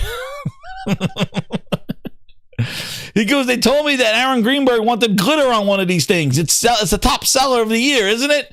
Ah, man, you sit down. We got to introduce you to 2025. Yeah, I'm sorry about it, dude. Yo, he came out there. He's like, yo, this is the Halo. Yo, he's holding the old Halo controller. Oh shit, yo, this man really was in the vault. No, dude, this guy was in Fallout. This is a real life Fallout 76. He's holding the Halo controller. Oh shit, yo, we got some news for you. Sit down, dude. He missed out on a lot. He's like, look at the controller. It has master. That's the Halo 5 controller he got in his hand. Oh, shit. No. This guy got to catch him up. Yo, this guy came out with the Halo 5 controller, dude. He's like, I see that they had Master Chief's armor on the controller. Yo. Yeah, we need to talk about Halo. Ledbetter, you better sit down. We got to talk about some shit. Yo, Like, this is a real life Vault 76 story, dude. He came out of the vault. He's like, they sent me the Halo 5 controller. I've been playing on the. Yo, we got to talk about Halo. Have you heard about Bootleg Joel? He goes, oh, who's that? Oh, man. Yo, Carl Ledbetter. Oh, shit. Yo, somebody better catch this guy up. I can't, man. Yo, tonight is fucking wild, man. Tonight is wild. This shit's too much. I hope you're having a good time, Grant. Hit that like button because I'm having a freaking blast. This shit's wild. I didn't even read all this stuff through. Game Night 1, this is all live reaction to this shit. I can't believe I'm seeing what I'm seeing. The Game Night 1, 2, 3 with the 5, he goes, whenever someone has a rumor, I always look at the source. If it's just read a headline without looking it up for yourself, you're an idiot. Thank you, Game Night. Yes, exactly. Hit that like button, grinders. We're almost there trying to get to that new song. Dude, this guy, I'm excited and inspired what's ahead. Oh, shit, they showed him the ROG ALLY X. He goes, oh, no. My journey is far from over. I'm excited and inspired for what's ahead of us. They can put him back in the shelter again for another 30 years. He's going to be in a time capsule. Microsoft becoming an AI-first company. Oh. So that's why they're hyping the NPUs in these processes? Oh, my God. Oh, God damn it. Oh, my goodness. And here's Bootleg with his take. As such, rumors have swirled for years that Xbox could shelve its hardware platform and go the way of Sega and other console manufacturers and simply exiting the stage. Given Microsoft's partnership with AMD for the next Xbox, that's certainly unlikely to be the case in the near term, but doesn't stop constant speculation cycles. Microsoft has canceled various Xbox hardware plans over the past few years. This is all bootleg now. This is the bootleg edition right here. This is the end of this is the bootleg. He got the guy in the vault. Now he's the bootleg. He goes, Microsoft's current hardware, Roseanne Stones, used to lead Microsoft's Windows OEMs, and given the ROG Ally and Meta Quest, Xbox. Oh shit! How's that Xbox Meta Quest coming? Oh man, that came and went. The Xbox Meta Quest. Anybody? The Xbox Meta Quest, remember? Hello?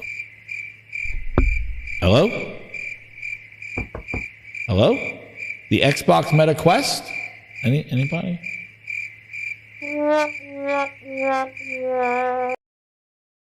Yeah, I thought so. Anyway. However, Microsoft still has an industry-leading design hardware team, which is nearly completely spared off to recent layoff wave, with veterans like Carl Ledbetter at the forefront, industry-leading hardware design labs. Will there still be an audience for when it comes to launch, though? Things in tech change so fast. Whether or not Microsoft corporate supports it properly will be another story entirely. Man. Bootleg is just he's speculating out the wazoo.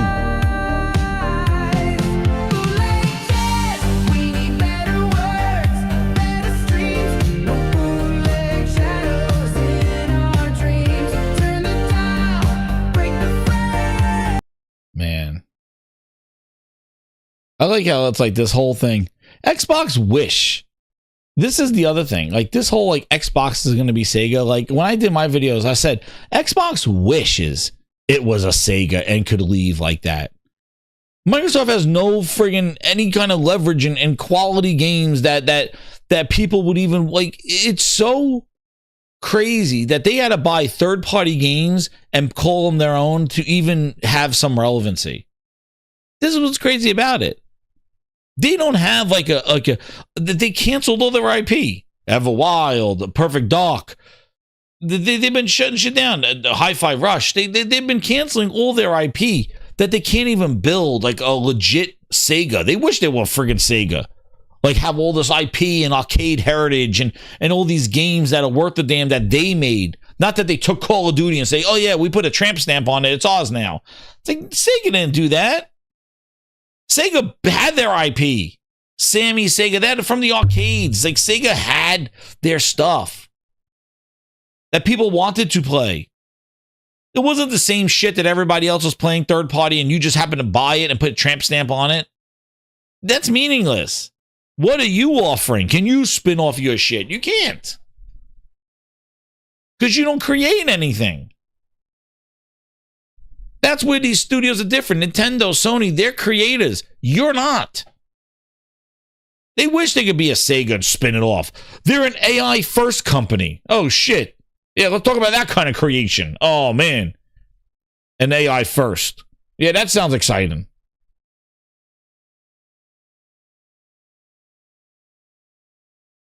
Insane. Insane, grinders.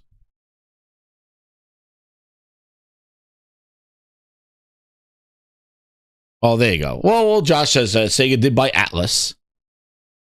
Josh, was it for $80 billion? Was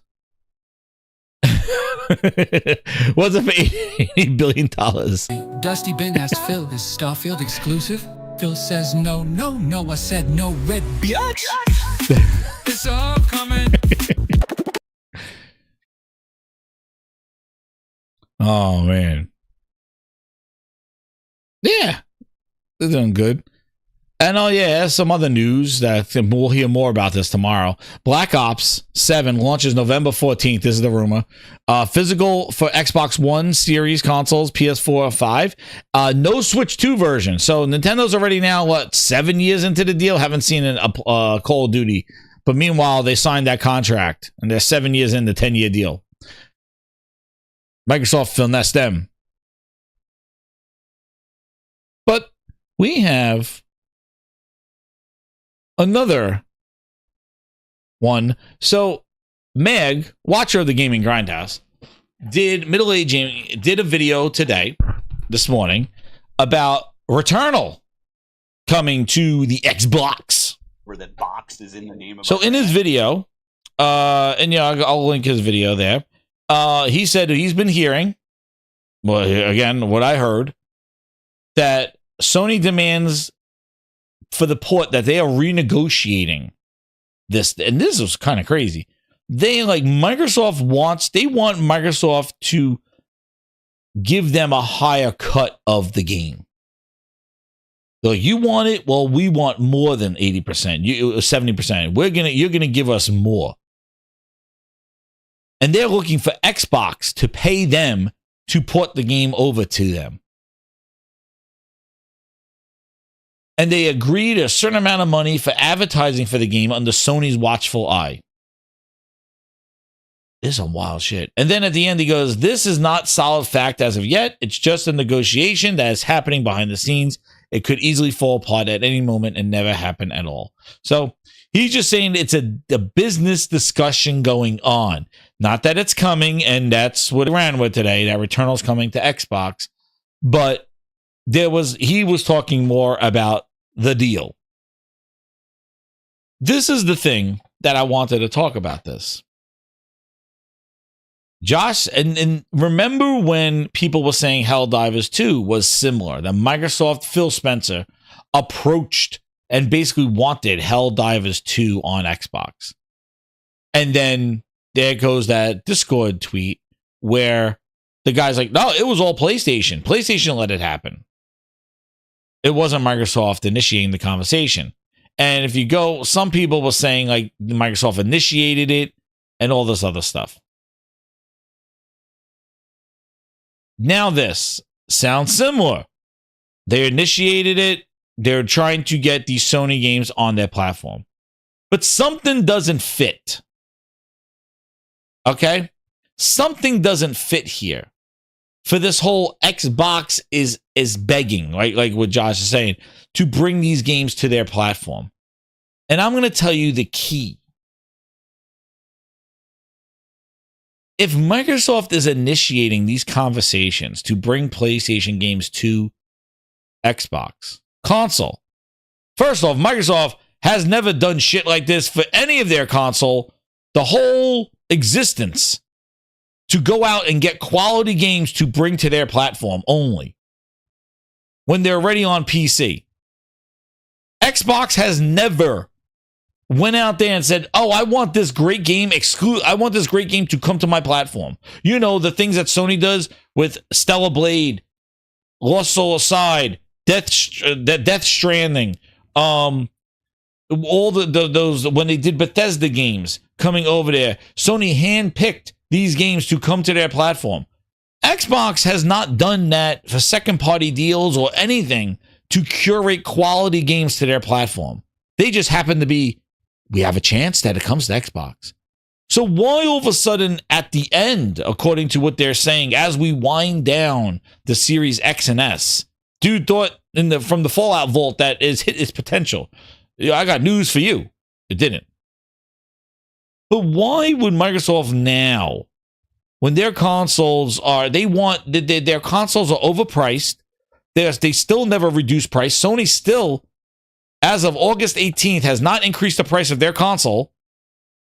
Where is Zoinks? I still haven't found out where Shaggy went. Like Zoinks. He's in the mystery machine somewhere. When is he eating those show notes? Because we're going beyond 3 months now. Shaggy better get the salt and pepper ready. Microsoft has a higher install console, like a higher price console. Why would they try to bring PlayStation games to their console when they want people to move to PC? Why would they do this all of a sudden? And the second thing that just doesn't fit, these Helldivers is the only one we know of now. It's not in Game Pass, and it's not Xbox Play Anywhere. It's not utilizing the two huge things that Microsoft bought $80 billion for. They spent $80 billion to make sure the games will play anywhere and in Game Pass. Why would they initiate and pay and do this when that game, Helldivers 2, is not in Game Pass or Play Anywhere as a feature for what they've been trying to do? They have not brought a game to Xbox to say just play here on Xbox. It's always come with like, it's in Game Pass. It's a Play Anywhere title. Helldivers 2 isn't. It is a raw, pay up, $40, buy it and play, traditional Xbox console game. It does not have cross progression with the PC version. It doesn't have cross progression with the PlayStation version. It doesn't have cross progression at all. It is an individual, buy it from our store on Xbox. Why would Xbox initiate some sort of conversation like that? It makes no sense. And why would they do it again with Returnal? So I'm with my two eyeballs, not seeing those two huge bridges. Microsoft is trying to get, you even heard what Gaming Gandalf said. It's this bridge. Play Anywhere is a bridge. They want you to buy it on console and get it on PC, so you naturally migrate over to a handheld, a AI PC console type thing, hybrid shit. They want Xbox Play Anywhere to be that. So why would you bring games to your platform that are not Xbox, that kind of tell people to stay? That's why I don't feel, just with using the Helldivers example, that Microsoft is initiating anything. This is all coming from Hitokiness. This is all coming from PlayStation. If Returnal goes to Xbox, which probably it will, probably get people to look for Soros, which I think that's stupid Sony FAFO. Returnal will, I don't know how Returnal helps Soros. Oh, it's from the same people. It's not Returnal 2. I don't know that logic. I don't think that's a very creative Sony FAO. I think it's stupid. It's not that. I don't think that's a smart strategy. If you were doing Returnal 2, sell them Returnal 1. I'm selling you Returnal 1, play Sorrow. So who that? Well, it's from the people that made Returnal. Please, too much cockamamie bullshit. I don't think that's apples to apples. So Returnal may go to Xbox. I'm telling you, I think Spider-Man goes. These games are going to go because Sony's going to initiate it on this platform. I don't know what their strategy is. I don't know if they're trying to expand their IP and think that it could salvage some people from the 25 million or whatever on this console. But I don't know. But I don't think Xbox is initiating this shit because this whole thing contradicts Microsoft's what they've been doing for the last decade, is trying to get people to play off the console. They go, oh, yeah, the console's good. They want them off. So why would they be saying, Sony, bring these games to Xbox? Why? They're not playing anywhere. They're not even in the Xbox store. They're on Steam without crossplay, without cross progression. And what have they been talking about? Play your games where you want, with who you want, and your progress goes with you. Well, why would they be initiating bringing PlayStation games over to Xbox that don't do that?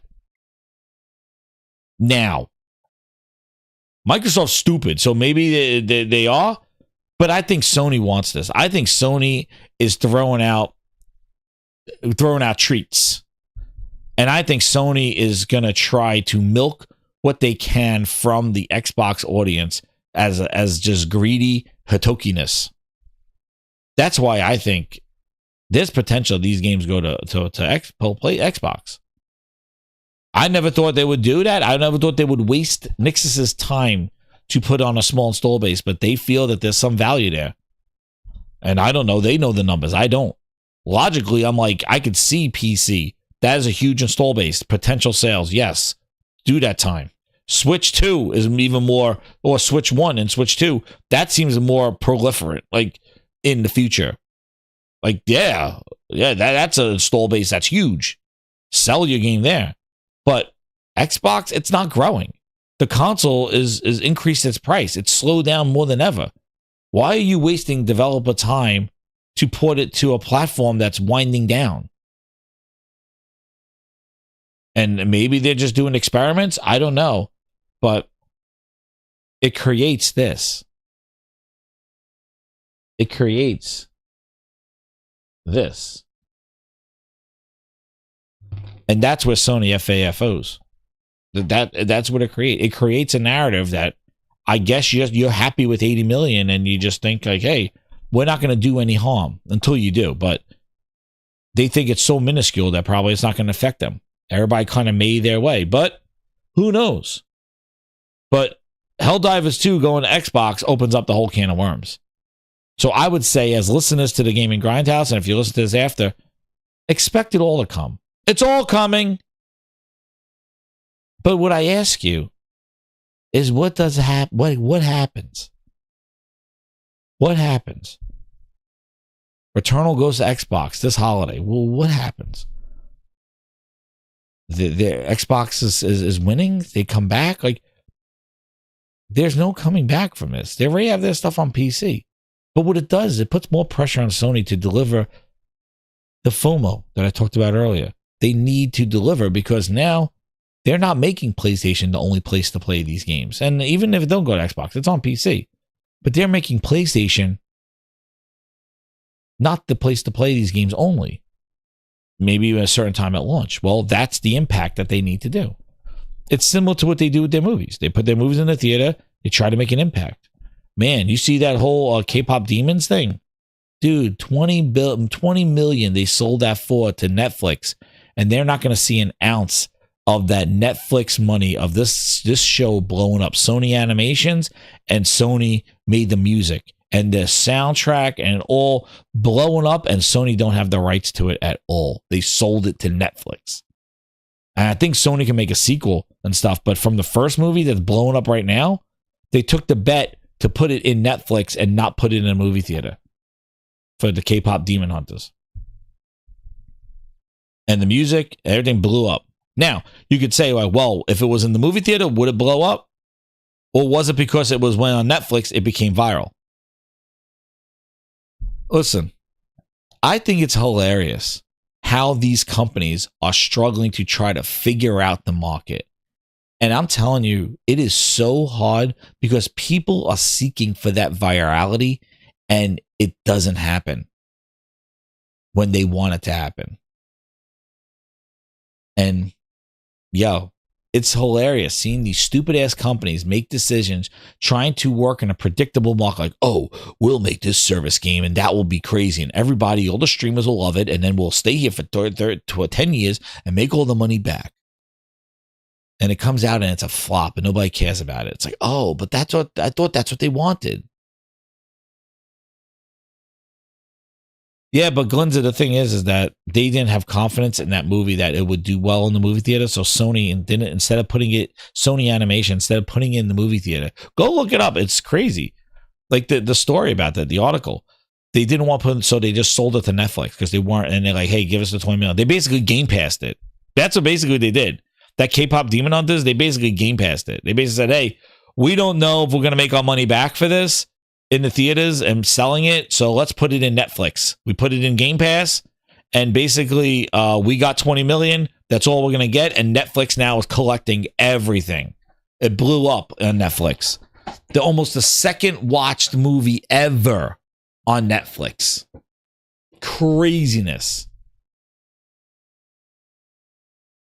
Maybe number one it's going to be. And Sony don't see anything, and that's a lot of the Game Pass deals. Like these developers, they're not confident in their game or their audience isn't going to sell. So what they do is they take the money up front. Here you go, Microsoft, put it in Game Pass, and if the game does incredible viral, Microsoft made a bunch of money now, like Netflix did, and then yeah. Well, yeah, I think they're going to put it now in the movie theater, but I think Netflix, they sold it to Netflix. I don't know if you read the article of it, like yeah, like but it is pretty interesting seeing how like wait.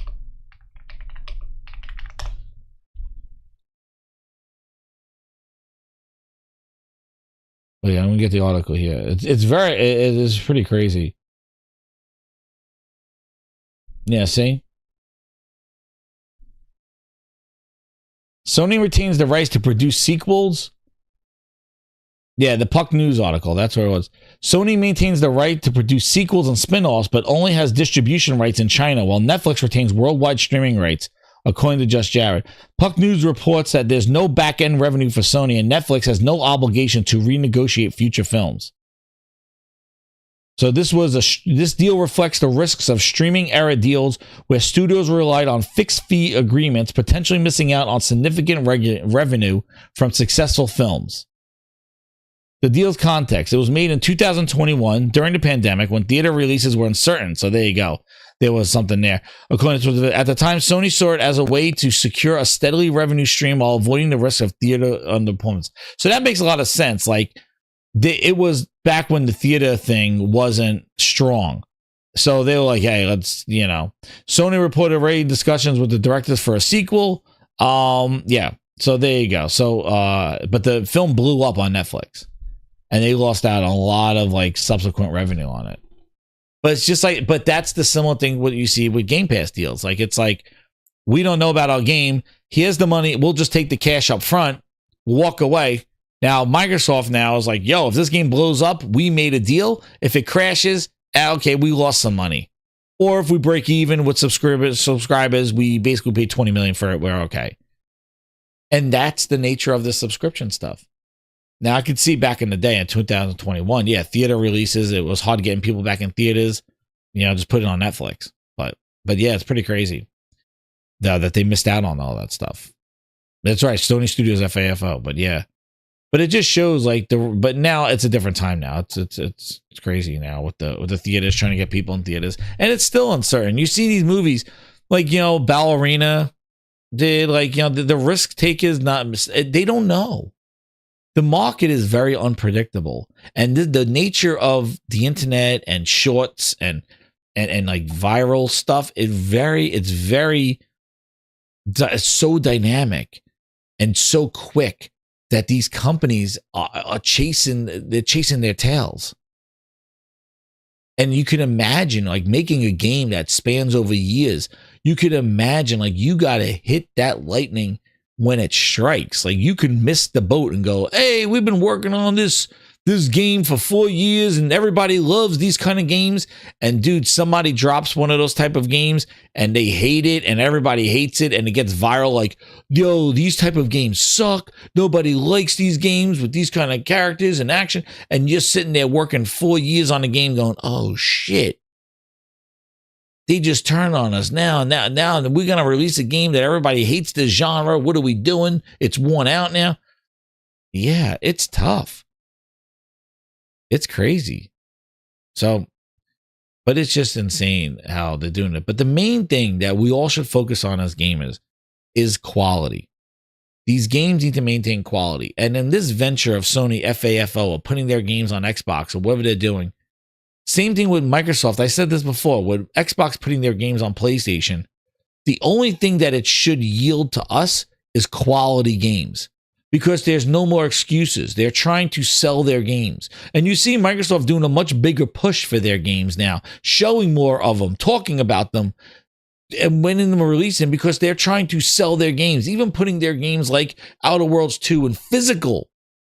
They were going away from physical, now bringing them physical because they are trying back to sell these games.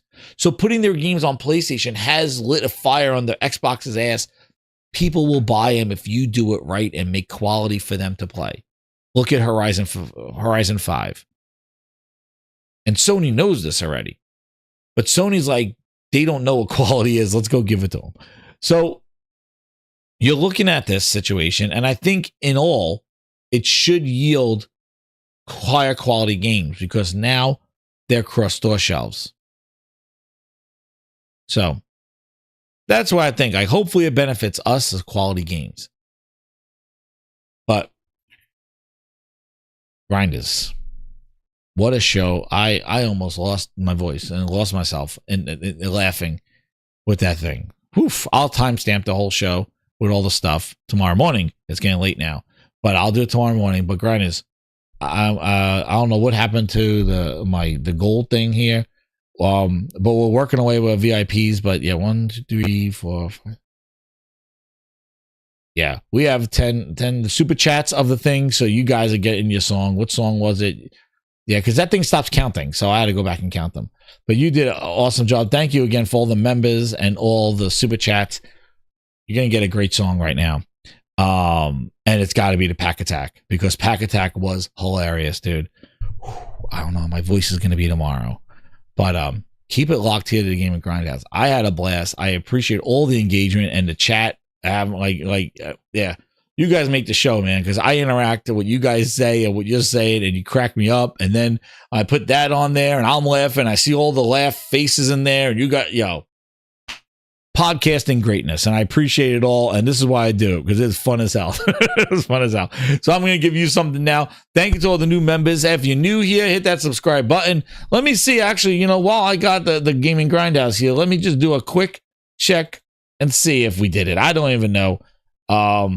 But yeah, for those that are listening on the back end, if you appreciate if you would subscribe and wait a second, Grinders, we did it live. Yo, we hit 3,100 subscribers live. There we go. Woohoo! You did it, man. Oh man, thank you again. Let's go, Grinders. Hit that like button. Hit that subscribe button. We are at 3,100 Grinders, man. Who would have thunk it, man? I can't believe it. Man, oh, man. Awesome. Thank you so much. That is awesome. We did it live on the show. I wasn't even looking. But thank you to those subscribers, the new ones. We did it. So let's get that music in here. Grinders, you're going to love this one. Pachter Attack. Oh, man. Oh, man. We're going to do the Pachter Attack song. Let me get that song up for you.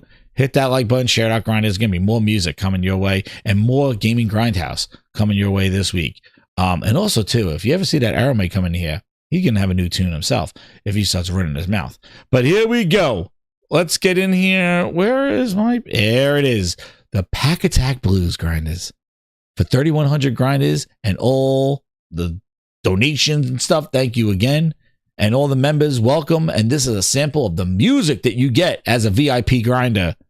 And the Ultimate VIP grinder gets all the music, which I'm going to send you a whole bunch this week. But thank you again. I appreciate everybody.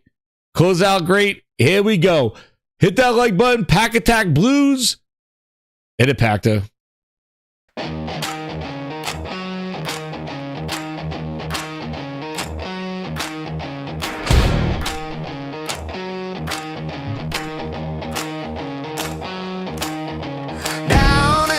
Where shadows creep. He's spinning tales that'll make you weep.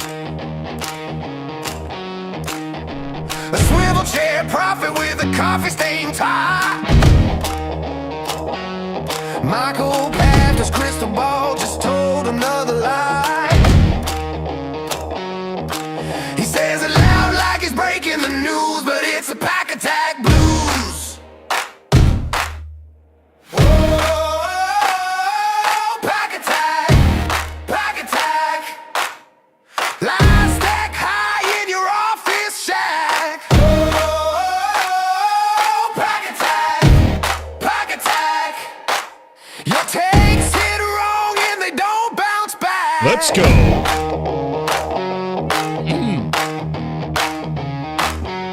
3100 grinders. Wall, but the dots don't stick. He calls the future, but it plays a cruel trick. Console wars, sales scores. He's got it all planned, but every forecast slips right through his hands. He's the king of the mist, the ruler of a wrong, singing Pachter Attack songs.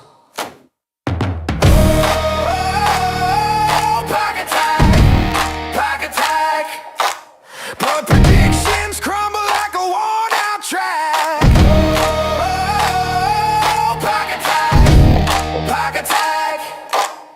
The game is roulette and you're betting in black.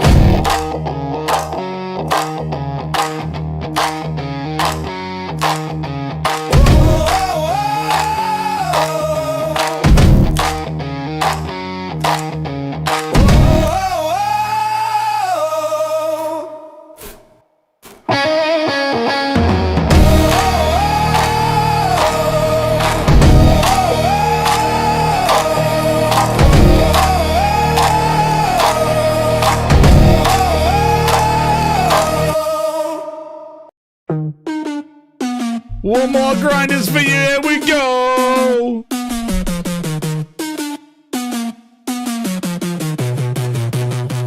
What I heard was Pixel's got a scandalous tone. Controllers gossip, AI throwing stones. Rumors creeping like they hacked my phone. Joystick whispers, drama in my zone. They said the bosses okay, cheat codes unlocked. Heard that devs got beef, truth for TikTok. Loot boxes rigged, patch notes a joke. But I'm just trying to play, man, miss me with the smoke. I hear this, I hear that static in my dome. He said, she said, just leave it alone.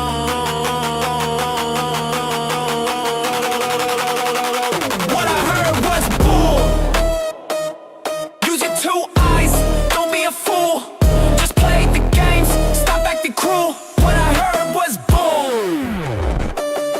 Spawning rumors like responds in a match. Folks glitch their words, no patch can catch. Console wars, y'all acting like brats. I'm here for the grind, not the chatty combat. Beta leaks, oh it's broken for real. But did you press start? Did you even feel? Play the mission, stop fishing for the real. Too many voices, I'm drowning in the spiel.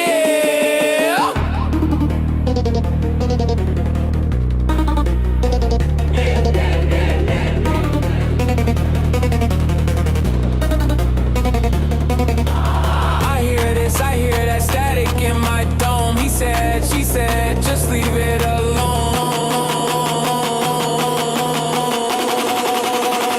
What I heard was boom. Use your two eyes, don't be a fool. Just play the games, stop acting cruel. What I heard was boom.